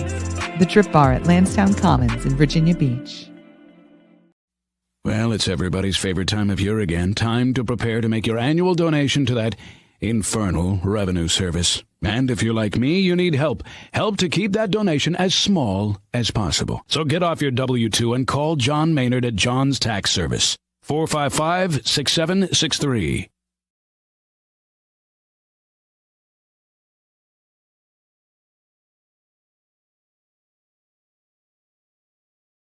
Football is back. We are in week 1 of VHSL football on Thursday night as the Western Branch Bruins take on the Menchville Monarchs. Western Branch starting out with the ball here. Derrick Cook looks for a man. The pass is tipped and picked off by Elias Graham. Just the start the Monarchs were looking for. Their quarterback, Chance Janis, rolls out to the right, finds a man complete, Ladaria Adams, one of their best assets offensively and defensively. They go to tip the field goal, but J. Murray Parker blocks the field goal. C.J. Frazier picks it up, and he takes it way down the field, and he'll be pushed out of bounds at about the 1-yard line. However, a flag will call back a couple of the yards, but the field goal block stands, and this one handed off to Makari Brown Porter, and he fights his way into the end zone for the first touchdown of the game. Chance Janis for Menchville looks for a man, finds him complete, Ja'Shawn Simmons, who makes a couple defenders miss and fights into Bruin territory. Derrick Cook looking for a man, and that ball is picked off by Ladaria Adams.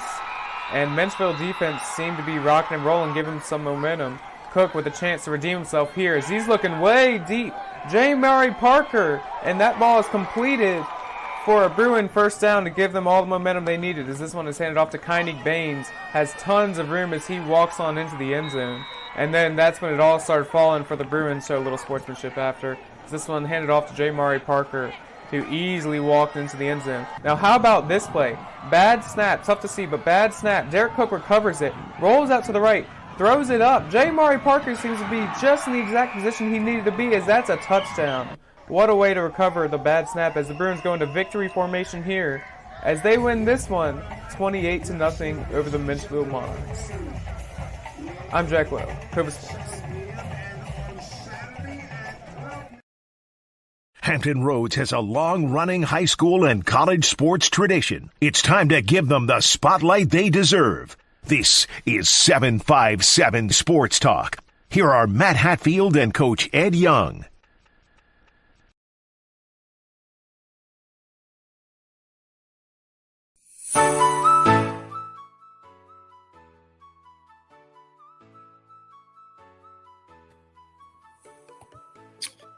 And we're back here on CoVA Sports TV. Like, share, and subscribe to our YouTube channel, 757 Saturday Sports Talk with the Coach Ed Young. I am Matt Hatfield. You saw some highlights from the Bruins of Western Branch winning at John B. Todd Stadium with the one and only Bill Nettles in the background. He was there at Lake Taylor last night for my game. So you got a double dose of Nettles. Jack got him, and I got him last night. But the Bruins got themselves a 1-0 start, Edward, and they got a big one with Benedictine on deck. Yeah, big win, and I think big win because I picked Menchville by a point. Thought maybe they're surprise team of the Peninsula District. The game was over there. So I went against the Bruins. The Bruin Crazies will continue to hate me forever. But Jack got a chance to talk with quarterback Darren Cook for the Bruins after that 28-0 win. Let's see what those two had to talk about here on CoVA Sports TV. All right, I'm here with quarterback Derrick Cook after Western Branch's Week 1 victory over Menchville, 28-0. Derrick, how did it feel just getting back on the gridiron tonight? Tonight, it was a fight, and it may not seem like it just from the scoreboard or the stat column, but it was a fight. We had to get used to being on the field again in an actual game, not just a scrimmage, not just practice. And it takes days like this to learn that we got to play up to our potential and not play at the level of other teams. Definitely wasn't your best first half of all time, but the second half definitely bounced back. What do you do just to stay loaded and bounce back like that, have a good second half? We got to stay focused in the first half. If we stay focused in the first half, there's no need to bounce back. But also, second half, we saw that we left points on the board first half, and we had to make up for it somehow. Yeah, the defense shut out Menchville and giving up 0 points. How much easier does that make your job as a quarterback when your defense isn't giving up any points? It makes my job so much easier. It gives me a safety blanket that I know, even though we make mistakes, we have somebody that can back us up. Yeah. Now, I've got to ask you, the bad snap over there, bad snap, you run after it, you pick it up, you throw it to J. Mark. What's going through your head when chaotic plays happen like that? During that play, in my mind, I was like, fall on it. But I was like, we had to make a play. We got to make a play so we can get some momentum going on our side. And I already knew coming onto the sideline, I was probably going to get something during film. Hey, that's all right. You guys ended up scoring the touchdown. Final one for you now. You guys take the victory today. You guys go back to school next Tuesday. You guys get back to practice, and you host Benedictine for your first home game of the year next week. Just what's the preparation going to be like? That's obviously one of the best private schools around the state. Hard work. We've been working on it all off. We've been working on it all off season. You can ask any of the players, the coaches. It's hard work. We work hard this week, then all the mistakes we made, they'll clean themselves up on Friday. So there you have it. That was Derrick Cook of the Western Branch Bruins talking with our Jack Lowe on Thursday night, after their victory over the Menchville Monarchs. It is 757 Saturday Sports Talk on CoVA Sports TV. Like, share, and subscribe. We've got our over-under NFL picks coming your way in just a little bit here on the program. Ed, Western Branch, you said it last week that you didn't pick them this week, that they could surprise a little bit in Class 6 Region A, where you figured they're probably jockeying for one of those final playoff spots. But good win for them out of the gate. A lot of new faces. Cook now a senior playing for his pop's final ride, if you will. And it will get tougher for them, beginning with Benedictine, who is a state-level team and a lot of talent. And they came to Western Branch last year, whipped them pretty good. I was there for that game. So we'll see if they can get the revenge that's on their minds from last year to try to get themselves to 2-0. And there you have it. Your reaction? Yeah, it was stupid when I picked against them, because I am the one that said in preseason there seemed to be a lot of talk about Western Branch losing a lot of players. They're going to really dip 500 if they're lucky. And I'm thinking, no, that team's going to win 7-8 games. They're going to be in the mix. And I think they can do something in the Region 6 playoffs. And then I go and pick against them in the first game. Now, they do have, at Benedictine next week. And I'm probably going to say it right now. I'm probably going to pick Benedictine. So, and if I lose that one, tremendous. I'd love to see Western Branch started out at 2-0. They got some really good kids in their skill position. I think a lot of it has to do with the line. Traditionally, they usually have a big line. They lost a lot from last year. And if that line develops quickly and holds true to form, I think Cook's a very good. I think he's an underrated quarterback. I think he's very good. They're going to do some. They're going to do some things in the Southeastern District. And our man Derrick chiming in here. The Bay Rivers District will add Gloucester next season. Is the district losing a school? That is true from what I understand, Ed. The Bay Rivers is adding the Gloucester.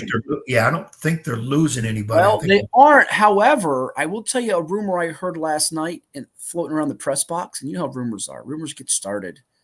You hear rumors all the time. You hear rumors that Ed Young's taking the Lakers job. He's taking the Knicks job. Oh, I heard where I was at last night. I heard three rumors. Oh, yeah. Three prominent schools. You hear rumors he's taking the Lakers job, the Knicks job, the Booker T. Morey jobs, Ocean Lakes jobs. But anyhow, the rumor is that Lafayette is going to the Peninsula. Now, I have not spoken to anybody at Lafayette, Kyle Neve, the terrific athletic director, or Andy Lynn, the outstanding football coach, or someone over there that can fill me in. Maybe some Lafayette fans can. But I have heard that they are possibly going to join the Peninsula District, which could be good for them. I don't know if that's going to be the switcheroo or the trade, if you will, but it makes you wonder, are we going to start getting some district realignments, conference switches like we do with college football? I highly doubt to that level, anywhere close to it. But the fans, they get into that a little bit, into that. I know Ed would love to reorganize the districts, and if he did. I would love to have that opportunity. You think his office is a mess? My gosh, it would be. I would like to sit down one time and realign. It would be nightmarish. Oh, Lord. Realign district.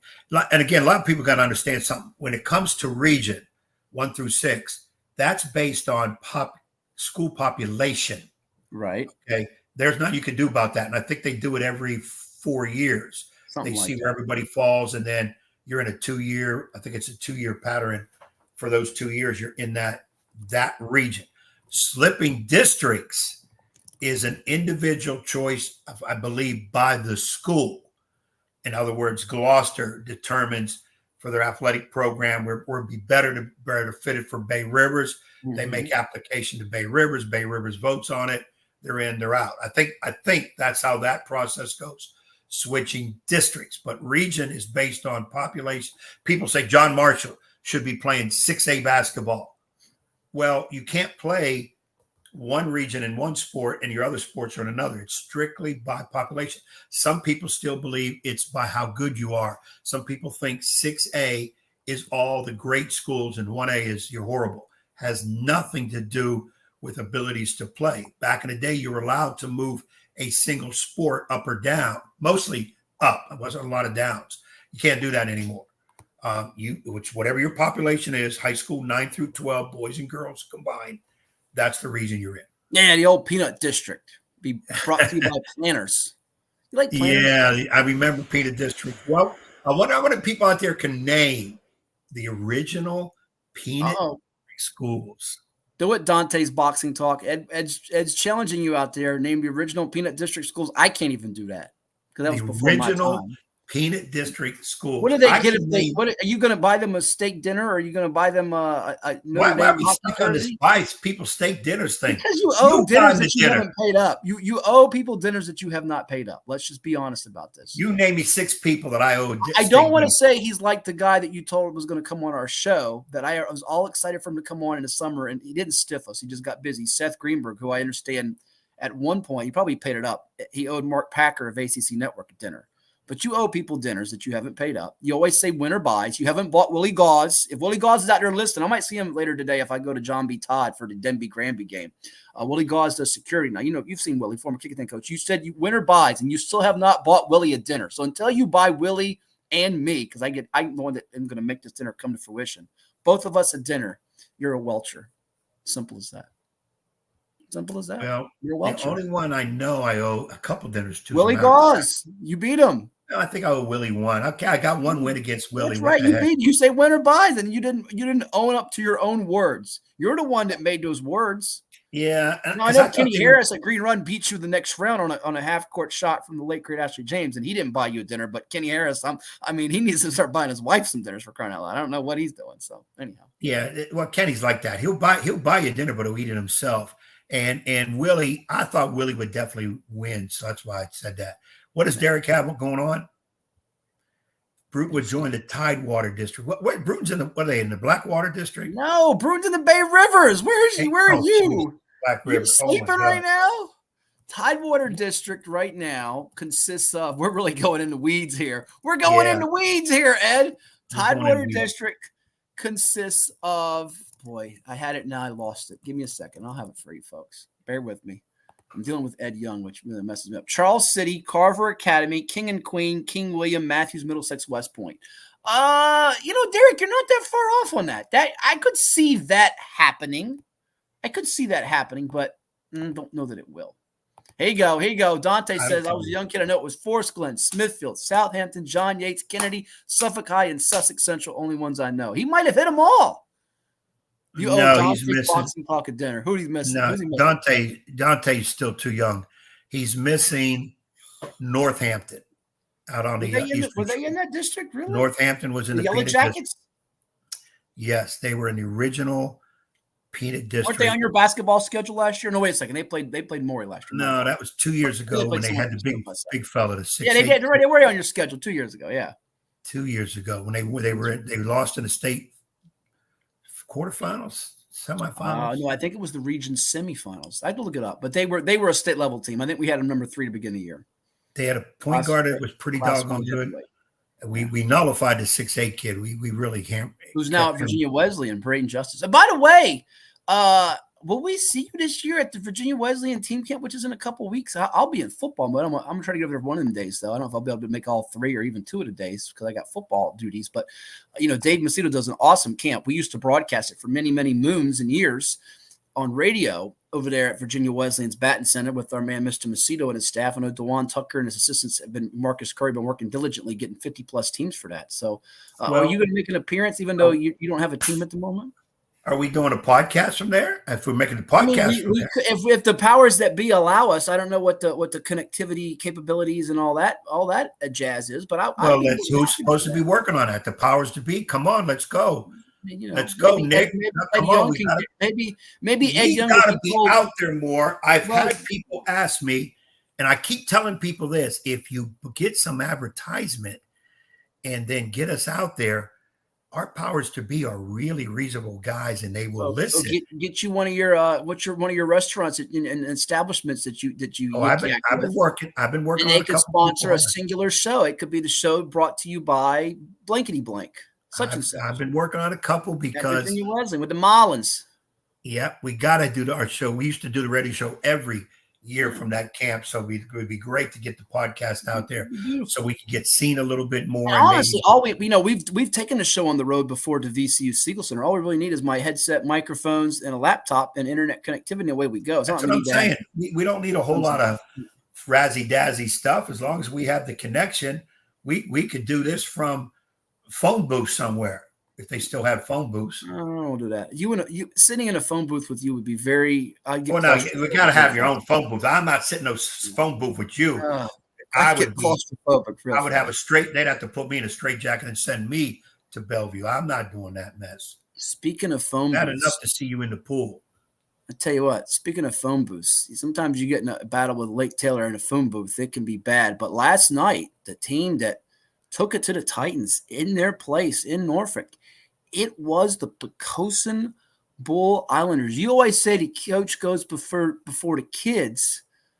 I'd like to hear from the kiddies first. Are you okay with that? Are you allowed to switch it up? Well, if I say no, you're going to hit the kiddie button anyways, especially. You're right. Okay, but Elliott Duty should be going first. He's one of the best in the state. But let's go ahead. Let's switch it up. We do things different on this podcast. That's why we're rated number 3 in the state out of 170. Wait, what 2 are ahead of us? I don't remember it either. I just saw the rating somewhere. They said we're number 3. Now, remember, when we started out, we were nobodies.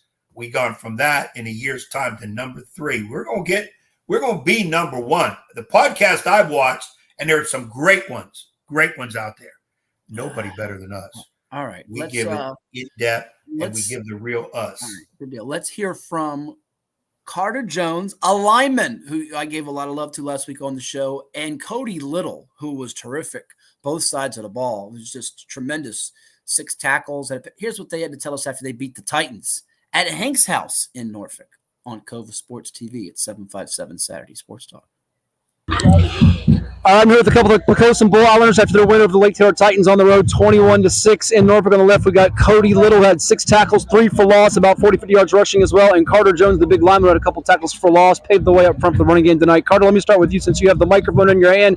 To come in this place, a school that's got a lot of tradition, 3 state championships in the last 12 years, and get this win, hard fought, on the road by 2 scores. What's it say about Poquoson football and how you're building? Says we have a lot more in us. We have a lot more in the tank, and we have a long season to go. It's going to be a marathon this year, not a sprint. Cody, tell me about run behind those guys like Carter and Hollingsworth and that whole offensive line. 94-yard drive in the second half. It felt like that was the defining series of this game. What was it like getting those tough runs between the tackles tonight? It always feels great getting a tough run, breaking the tackles, and getting my big guys like Carter and all them running behind them. It's like running behind the Great Wall of China. It just feels safe. But everybody blocks well, everybody does their job, and then we get big drives like that, and it just shows the work that we've been putting in over the week.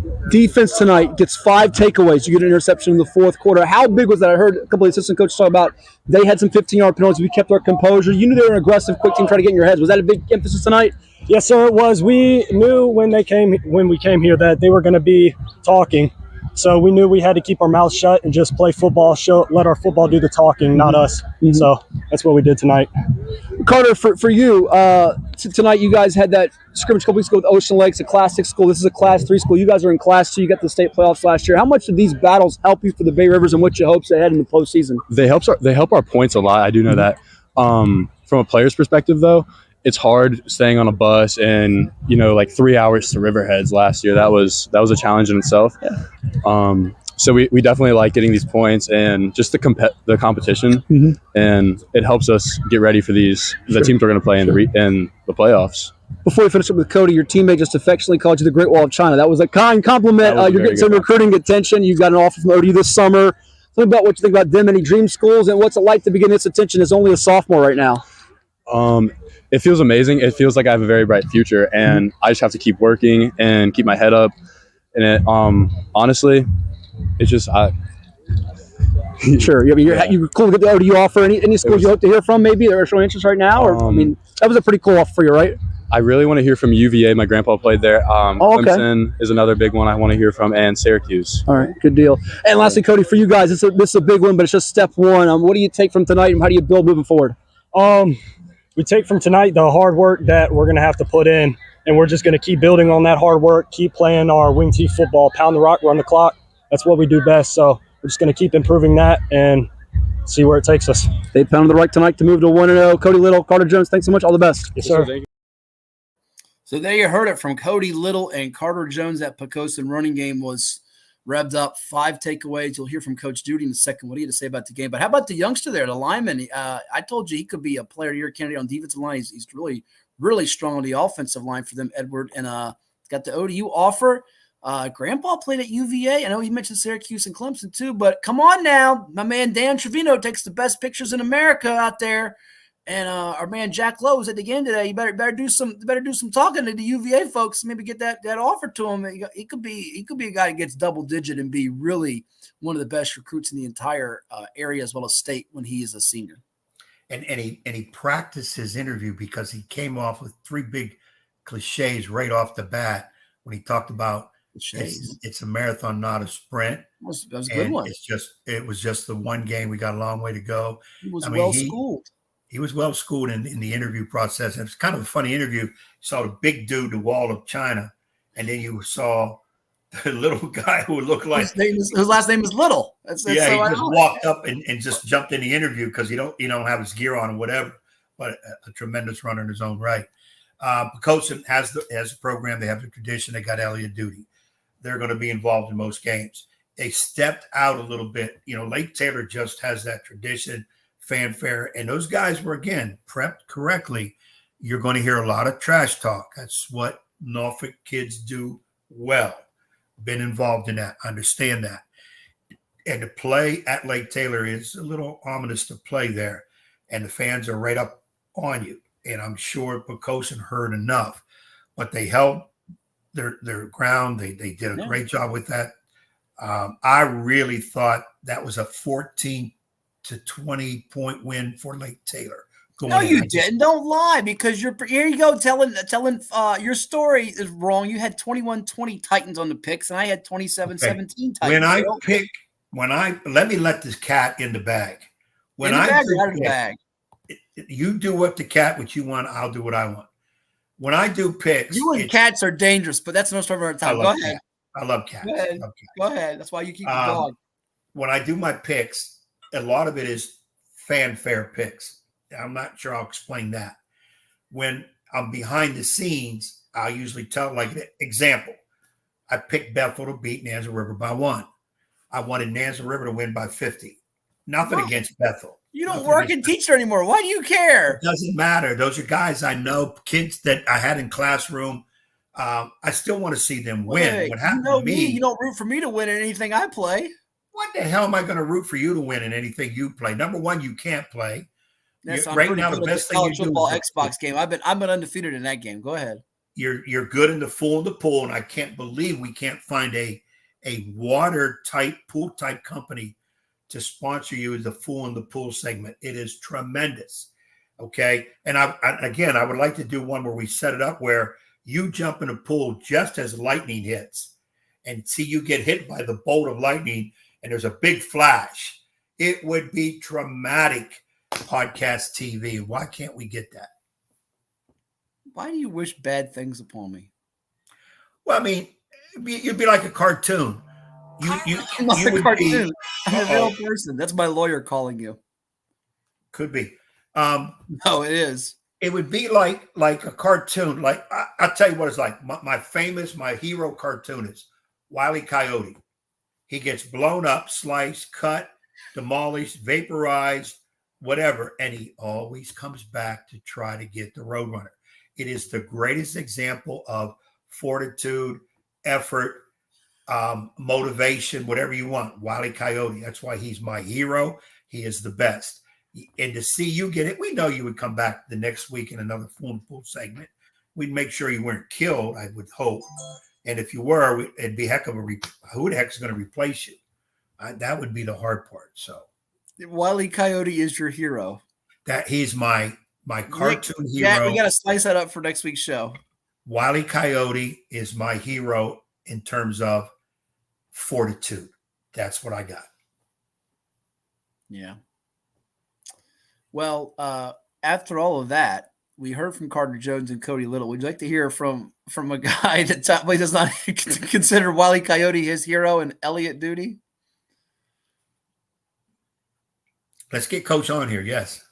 All right. We now say howdy to Coach Duty on CoVA Sports TV. See what I did there?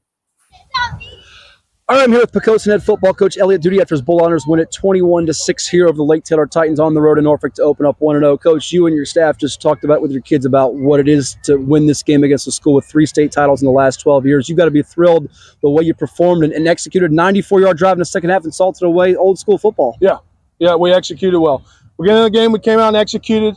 They made some adjustments, of course, and then we made a few adjustments. And I thought second half, offensively, that big drive, and then the defense down there on that one stop when we turned the ball over. But that was the key to the game there. We didn't let them – we gave them some momentum, but then we kind of squashed the momentum. Yeah. 5 takeaways tonight. We'll get to your defense in a moment, but just spoke with a couple of your selfless leaders. And Cody Little, who had the big pick to finish it up, 6 tackles tonight, 3 for loss, also ran the ball well. Yeah. And Carter Jones, one of your linemen, just they really sacrificed for each other. That line tonight, they don't get the glory in the pub, but they were the difference, weren't they? Oh, yeah. Yeah, they got good push on the offensive line and then defensive line there at the end. You know, those big guys playing tonight both ways. Carter played a lot of snaps, a lot more than we wanted him to play, but he sucked it up. And to be a big guy like that there in the fourth quarter, he was still getting a push on the quarterback. You know, defending Lake Taylor with their twin veer and what Coach Hanksler and his staff do is not easy. They have the pitch, They have the trap, they have the dive, all these different things. You had 12 different players make multiple tackles tonight. 7 different defenders had tackles for loss. Was it just about collectively getting multiple hats to the ball? Their assignment football. You know, you got to do your job, whether it is the dive back or the quarterback or the pitch man. We blew one and we gave up a touchdown, but we adjusted. The kids adjusted and they flew to the football. I thought they played real well defensively. When you come into a place like this, hostile environment, you played some tough teams in the Bay Rivers, Lafayette's, a big rival, other teams, is it about keeping the composure? Because tonight you didn't have as many costly penalties. You didn't have the giveaways, the mistakes. Was that something you guys harped on all week in practice? Every week. It's not just this week. It's every week. That's one of our don't beat yourself. That's what we can control, or one thing we can control. Yeah. So we preach discipline and we preach, playing within yourself, playing smart football. And tonight the kids did. 2 more for you. This can be an intimidating environment. How big was it to jump out in front of them, not them start off with the momentum and get behind the crowd? Was that crucial? Yeah, I think it was. Come out with a big play and get a touchdown and then get a turnover and punch one in again. So that was a big momentum for our kids. I think it was Nathan Curry that recovered on the kickoff return, if I remember right. He's a big play for you. 14 before you blink. Lastly, you scrimmaged Ocean Lakes a few weeks ago. We talked a classic school. You played Class 3 school here. How much do you feel like the growth is coming, and it's so essential with what you've got on deck and what you guys want to accomplish to get back to the state playoffs? That's it. It's a marathon, and the kids learn how to compete, and they battle each week in the Bay Rivers, and then come playoff time, we're ready to roll. We're ready to play. An impressive workmanlike showing by Coach Duty's Islanders. Thank you so much. All the best. Thank you.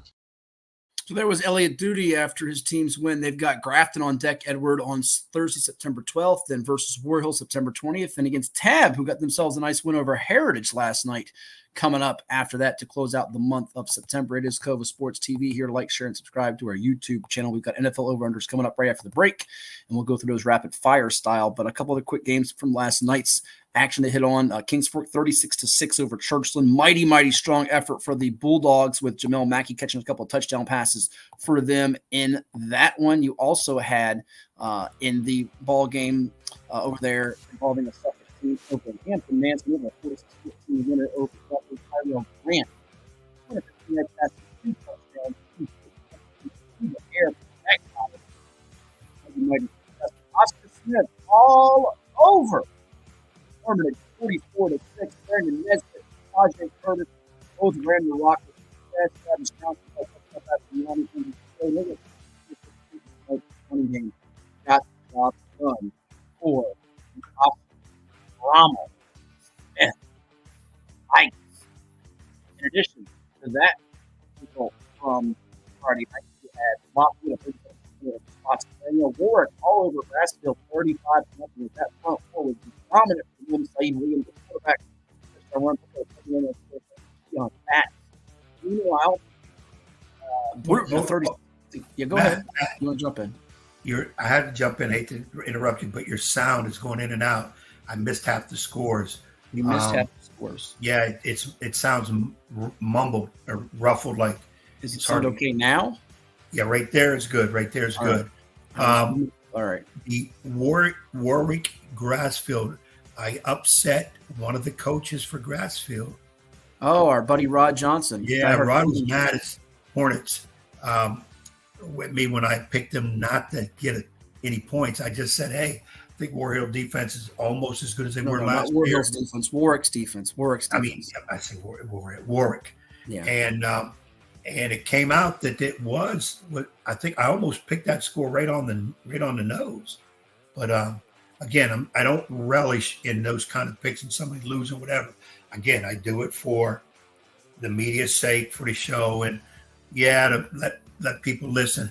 If my picks fire people up, bulletin board material, I'm amazed because I don't know most of those scores anyways. A lot of time I just pick flipping a coin, but I don't relish in that, and Grassfield they'll right the ship. They'll be okay in the Southeastern District. Quickly, because we have to be off the air before 12 noon here. A couple quick thoughts on the other games I'll hit on with you.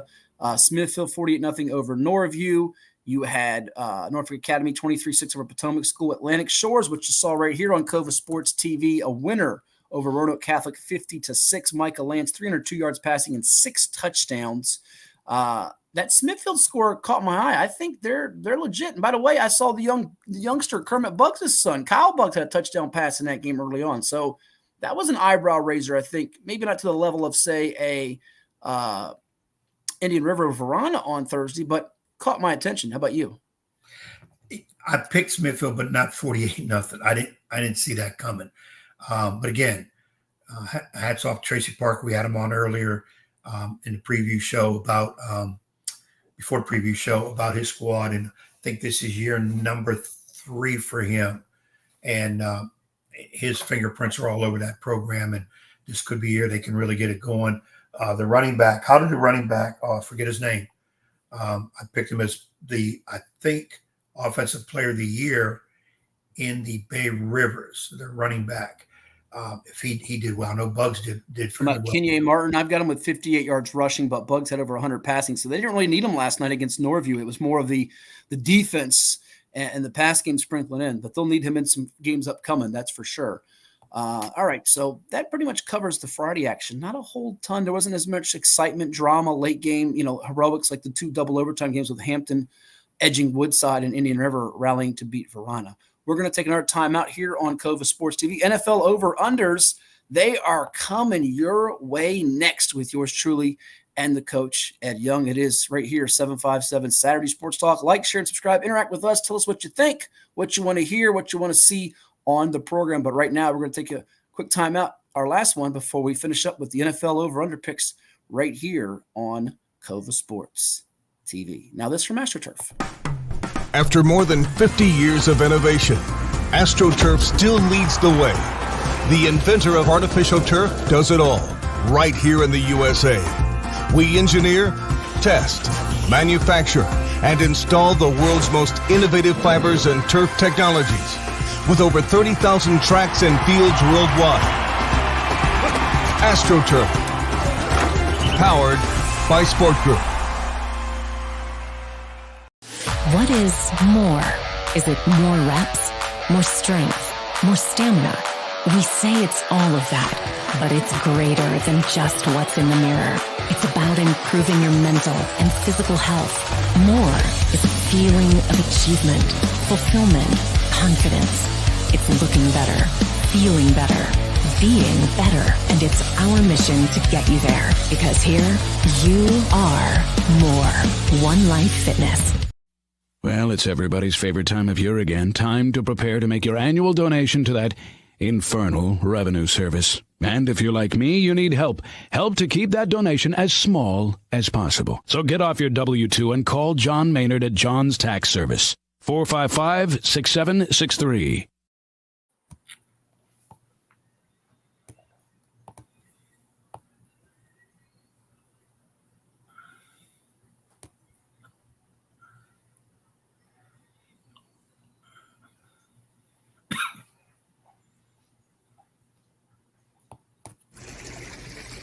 Oh, this is a good one. You'll love it. What do you call an alligator detective?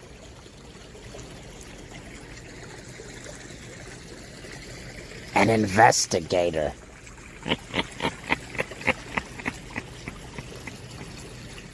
This is 757 Saturday Sports Talk. Here are Matt Hatfield and Coach Ed Young.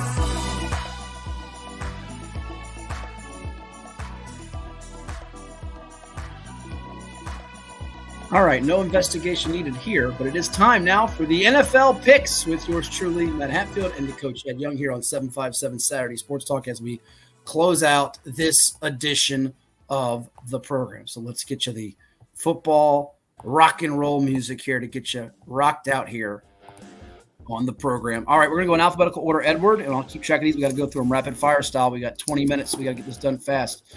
Arizona Cardinals. We start with the best, right? 5.5 for my guys.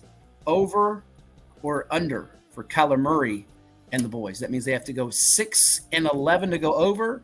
Under means 5-12 or worse. I'm going to say Arizona goes 2-15. 2-15? What are you trying to say? 4 wins. 4 wins. So that means under. I'm going to go over because I'm a homer, and I can do that. And I think they can even have a bad year and finish 6-11 and just get over. Atlanta's 8.5. I'm going to go first. I love this as an over. It's a lock-a-rooney. Take it to the bank. Put it all in the bank. This is an over. They could get home field or a second or third seed. Love the Falcons this year behind Captain Kirk Cousins. Bad division. Kirk stays healthy. They'll get 9-10 wins. Over. All right, so you agree over. Baltimore Ravens, 10.5. Our former producer, A.J. Risser, loves the Ravens. 10.5 is a big number. What do you think for Lamar Jackson and the gang? Oh, boy. Tough. One of the toughest division, maybe the toughest division in football. 10 wins. I think they win the division. I'm going to say over. To be different from you, I'm going to say they go 10-7, 9-6, and just go under. They had home field last year. I think some injuries could pop up, and big loss on the defense. Patrick Queen, they're going to miss that guy a whole lot because he meant a whole lot to that defense. Now playing for the Pittsburgh Steelers, their divisional rival. Buffalo Bills, 9.5, has their window closed, Edward, as a Super Bowl team. I still think they could find a way to maybe get to 10 wins. 9.5 is the number. I'm not as high. I'm a little bullish on the Bills, but why not? We'll go for the sake of this particular segment over 9.5 for me. How about you? Over. I picked the Bills the last couple of years over, and I think you got to take it. Carolina at 4.5. This number is super low. I'll take the bait and say they go 5-12. Get me over. I think they improve. I think they ain't going to show a whole lot, but I think 5 wins is reasonable. And they could finish third in that division. I think the Saints, was not to prelude here too quickly, I think better second year for Bryce Young at quarterback, new coach too. Chicago's Bears, bear down, Chicago Bears, 7.5 for Caleb Williams and those flashy receivers. Will the Bears get to 8 wins or more? Yes or no? Well, a lot of fanfare on these guys. Williams are treating him like he's going to be the savior. The division, it's a topsy-turvy division. I think Detroit wins it. People picking Green Bay too. I think they win easily. I think 8. I go over. They can win 8. We both had over last year. They didn't get to that mark last season because last season they finished under at 7-10. But I'm going to go over with you. I think the Vikings, sorry, Nick, are going to be pretty rough. America's dream, because I refuse to call them America's team. We're going to say them in a moment. We have the Dallas Cowboys in a second. But first we have Cincinnati and Cleveland, the Ohio teams. 9.5 for the Bengals. What do you say, Ed? Let's see. Cincinnati. Well, again, a tough division. Again, now you got to really worry about staying healthy. We talk about healthy because if they lose Burrow or lineman, they're down. And I don't want to pick up on injuries or think there's going to be injuries. You just don't know about that. I think they win 10. I'm going to say over. Give me over. I'm staying over here with them, and over 7.5 for our buddy Jeremiah Owusu-Koramoah from Bethel High School and the Brownies. Our buddy Bob Lanham's Browns. If you're out there, Bob, Sideline Bob, one of our photog favorites. Give me over because I think the Browns at worst should be 8-9 in that rugged AFC North. What says you? Over. All right. Dallas Cowboys, America's dream, 9.5. Give me under for them. I've got them finishing third in the NFC least division. And by the way, if Trey Lance gets thrust into competition for them at quarterback, our buddy Gary Obenauer, my longtime health coach here, former Great Bridge basketball coach, he was disgusted, as I know other Cowboys fans were. Give me, if he comes in for Prescott, look out. Under for the boys. I got Cowboys at no worse than second in that division behind Philly. Give me Cowboys at 10. So Ed Young has picked his 1, 2, 3, 4, 5, 6, 7, 8th over. He's taken over with everybody. So everybody's going to win 20 games in his book. I don't know what he's doing.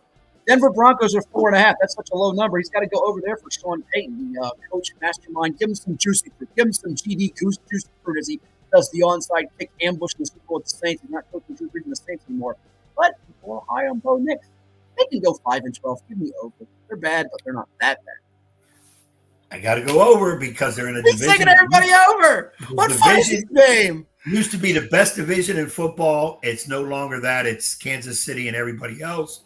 And they can easily win 6. I said they can win 6 games. 7 games. You are so crazy. Now I know you're going over here. The Detroit Lions. Over.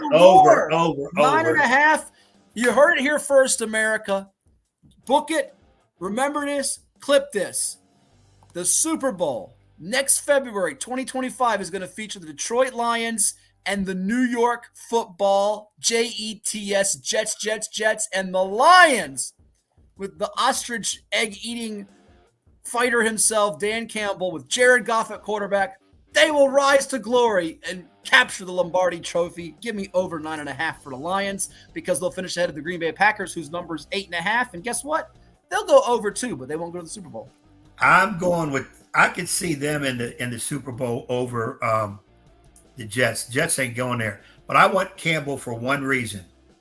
He makes sweet love to his wife. He said it.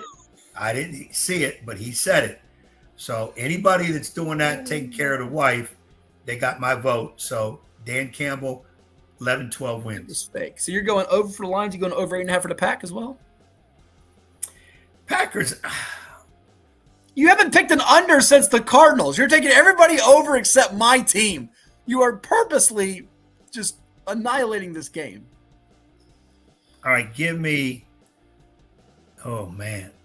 You can't go backwards. We don't have enough time for you to go figure out your bad test paper that you wanted to cheat off of. I'm going to say the Packers will finish second behind the Lions. Okay, will they win 9 or more games? Yes or no? This is not a hard. Yes, yes, they're going to win 9 games. It goes over, everybody. Over. Houston Texans, 8.5. I know Ed's going over 8.5 for the Texans. Over Texas 9. Over for Houston and C.J. Stroud. You won't have a sophomore slump. Oh, here's another over for him. He's got the Indianapolis Colts at 7.5. No. They're under. They're definitely under. Under. Will Garlick. Sorry, Will. But I'm going over for the Colts. They're well coached. That guy. Would you pick? Wait a minute. You're telling me I went over. You've gone over on everybody also. Yeah. Literally joined us. Yeah. If you heard that, Dan, you probably had to turn it off for the misses. What in the world are you listening to? Yeah. Dan understands. No, he doesn't. Yes, he has no idea where you're heading. Nor does half of our audience. Jacksonville Jaguars. They were my pick to win the Super Bowl last year. How'd that work out? Not too well for me. That was a bad pick. 7.5. This is too low for them. They should win 8 games. If they don't, fire Doug Peterson. I don't care if you won 12 Super Bowls with the Eagles. Give me over 7.5 for the Jaguars. My man Robbie Bruner. Go Jags. Now, see, I wanted to go under with them, but I think they're a 500 team, so that means 9 and 8. Over. Yeah, or even 8. They're still over. I'm not the one to pick those numbers, so I'm taking over. You're just unbelievable. Unbelievable. Yeah, thank God you are doing your office inventory. No kidding. All right, next on the list. Oh, it's the Kansas City Chiefs. 11.5 for the defending Super Bowl champions with Derrick Nottie out of Ocean Lakes High, Patrick Mahomes, and Taylor Swift's boyfriend, Travis Kelce. What says you of Andy Reid, not Wilford Brimley's Chiefs, not Chefs? It's my pick for 3-peat. Therefore, they're going to win well over 11 games. Over.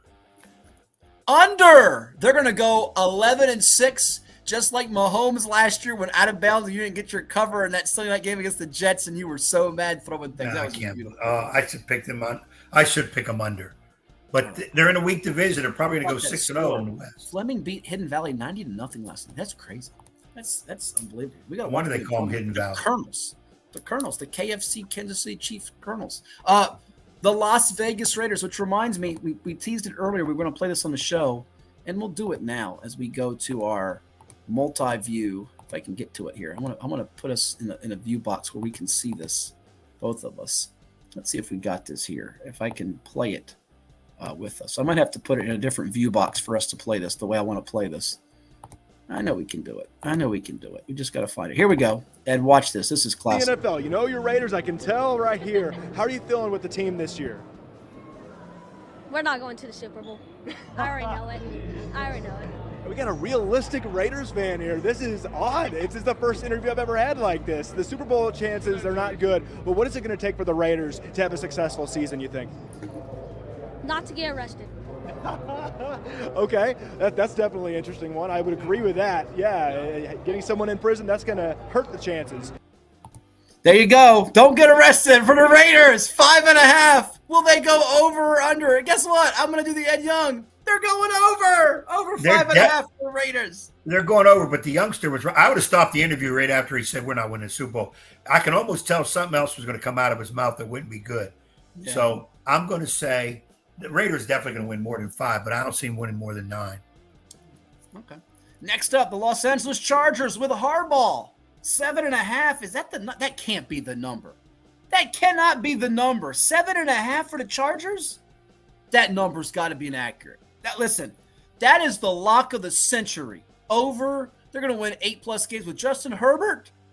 Come on. Justin Herbert? This isn't Herbert the pervert from Family Guy. This is Justin Herbert with Mr. Harbaugh coaching. They're going over. Take it to the Falcons pick. I had the Chargers going with 10 wins, so that's the definite over. Definite over. I agree wholeheartedly with you. All right. The Rams, 7.5. I like this one too. Give me over. I think Rams finish second behind 49ers, which should be enough to get 8-9 wins and in the playoffs, yes. That's Ed's 39th over on a 30 NFL teams. Already got one under. No, 2. You have the Colts as well. Oh, okay. The Miami Dolphins are 8.5. He has everybody in that division winning at least 10 games, I believe. But Tua in the Dolphins with Tyreek Hill, who come to the Sportsplex every year now, and Waddle. I'll go over. Give me a nice 9 wins for Mr. McDaniel and the Fins. Over. They have a chance to win the Eastern over Buffalo, which, again, puts you in a 9-10 win category. And the Jets. Okay, you're going to go over? Over. Yeah, no shock. Knicks, Vikings, 5.5. Over or under, sir? 5 is a lot for Minnesota. They're just in crumbles. Sorry, Nick. The quarterback situation, the rookie hurt, and I'm not crazy about Sam Darnold, who needs to go out with Carson Palmer, and they can have a Darnold Palmer, ba-ding-ding. I'm not going with them. They win 5, so I'm going to say under. Sorry, Nick. This is third under. The Patriots at 4.5. I tell you what, they're mighty bad. It's a low number for Gerard Mayo, the Kickotan High alum, and that squad. But Ed, I got to go under. I think they go 4-13 or 3-14. I think they might have the worst record in football potentially. Yeah, I think so too. I wanted to say Carolina with worst record in football, but I think it's New England. They're going to retool that whole thing. And Coach Mayo, being from local, I hope things work out for him. We got to roll through these quickly. New Orleans Saints, 6.5. I go under for them. I think they're the worst team in that division, worse than Carolina. What about you? Yeah, 6 wins at tops. Wow, we've got 3 straight unders for Ed Young. It's breaking news, ladies and gentlemen. Do we hear 4 straight unders? The Giants, 5.5 for Brian Daboll and the G-Men. They will fight Washington to stay out of last place. Yeah, I'm going to say 5 wins. Give me over. I think they get to 6. I think he's too good of a coach to not to have that fall apart that bad. The Jets, I love them. Super Bowl. I think they'll lose the Super Bowl to the Lions, but give me over 8.5. Edward, the Aaron Rodgers leader. Keep Aaron Rodgers on the field. They're going to get at least 10 wins. All right, he's going over. What a shock. The Philadelphia Eagles, Eagles. 9.5 is the number for them. I know you've got them winning the division or so, I believe. So that's an over for you, right?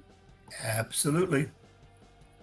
I did not like how they finished last year, and I think what's going to happen is they get off to a bad start. They fire the coach, they get the interim guy the job, and he gets on a hot streak to get the wild card, but it'll finish them at 9-8.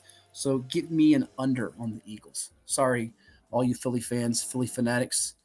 Pittsburgh, the Steelers at 8.5 for Mike Tomlin. He of Denby High School, William and Mary fame. What do you think about 8.5 for the Steel City guys? Keep the streak going. They're going to have a winning season. I'd say at least 9 wins. He goes over. I'm going under. Sorry, Mike. This is the year you don't get over 500. 8-9 for you. I got to pick someone in that division to go under just by a smidge. That schedule is tough later in the year. That's the reason why. They'll get off to a good start, tough schedule. That first game with the Falcons could be a good steal, though, if they get it. Niners, San Francisco, reigning NFC champs under the direction of Kyle Shanahan. Brandon Ayuk is in fold with C-Mac and Debo and Brock Purdy and George Kittle. The Niners at 10.5. What do you think? That's a 12-win team. That's Super Bowl bound. So much talent. But what's crazy? I'm going to shock you here. You're going over. I've going got under? them winning just 10. I've got them going under. I think injuries will hit them. They've had injuries in the past. I think the Rams eke out the division over them if Matthew Stafford stays healthy. They're due to, and Brock Purdy's due to come back down to earth here. I'm going to go 10-7 for them. They get in, but just miss it like the Eagles. 6.5 for the Seahawks. It's too low. Give me over. I know it's a new coach, new regime, but I think this regime is going to get them pointed in the direction where they are dangerous second half of the year. Give me over for the Seabirds. I think they're best third in that division. Eke out 7 wins, which would put them over. Give me over. All right. Last 3 here. Tampa Bay Buccaneers. My neighbor Jesse's a big Bucs fan. 6.5 for the Bucs. Are they the Yucks this year? Well, remains to be seen. But at 6.5, I think they just get it at 7 wins with Baker Mayfield and company and Todd Bowles. Give me over for the Bucs, not the Yucks. I think Dan says Madden curse. Is that on the Bucs or is it the Raiders? It's on the Madden video game. Do you know who the Madden cover game athlete is this year? Is it Rodgers? Is it Jets? Christian McCaffrey. It's Christian McCaffrey. Yeah. Ooh. Yeah, there you go. I hope you don't get there, Dan. But we got to roll through this, Ed. We don't have time for you to play around. Give me Tampa Bay under the 6.5. Tennessee under the 5.5. He's going Commanders under. Way over 5. There's my last 3. That's his final. He went through it. I'm going over for the Commanders and the Titans at 5.5. It's so low, but I think they're 5.5 though. I'm going to say just over at 6 wins, but that one I could regret later. All right, that's going to do it and close out the show. We thank you all for tuning in. We'll do it again next week. Another 2-hour plus edition of 757 Saturday Sports Talk. For the coach, Ed Young, I am Matt Hatfield. And again, we will talk to you next time right here on CoVA Sports TV. Enjoy your football weekend, everyone. Labor Day week. Be safe.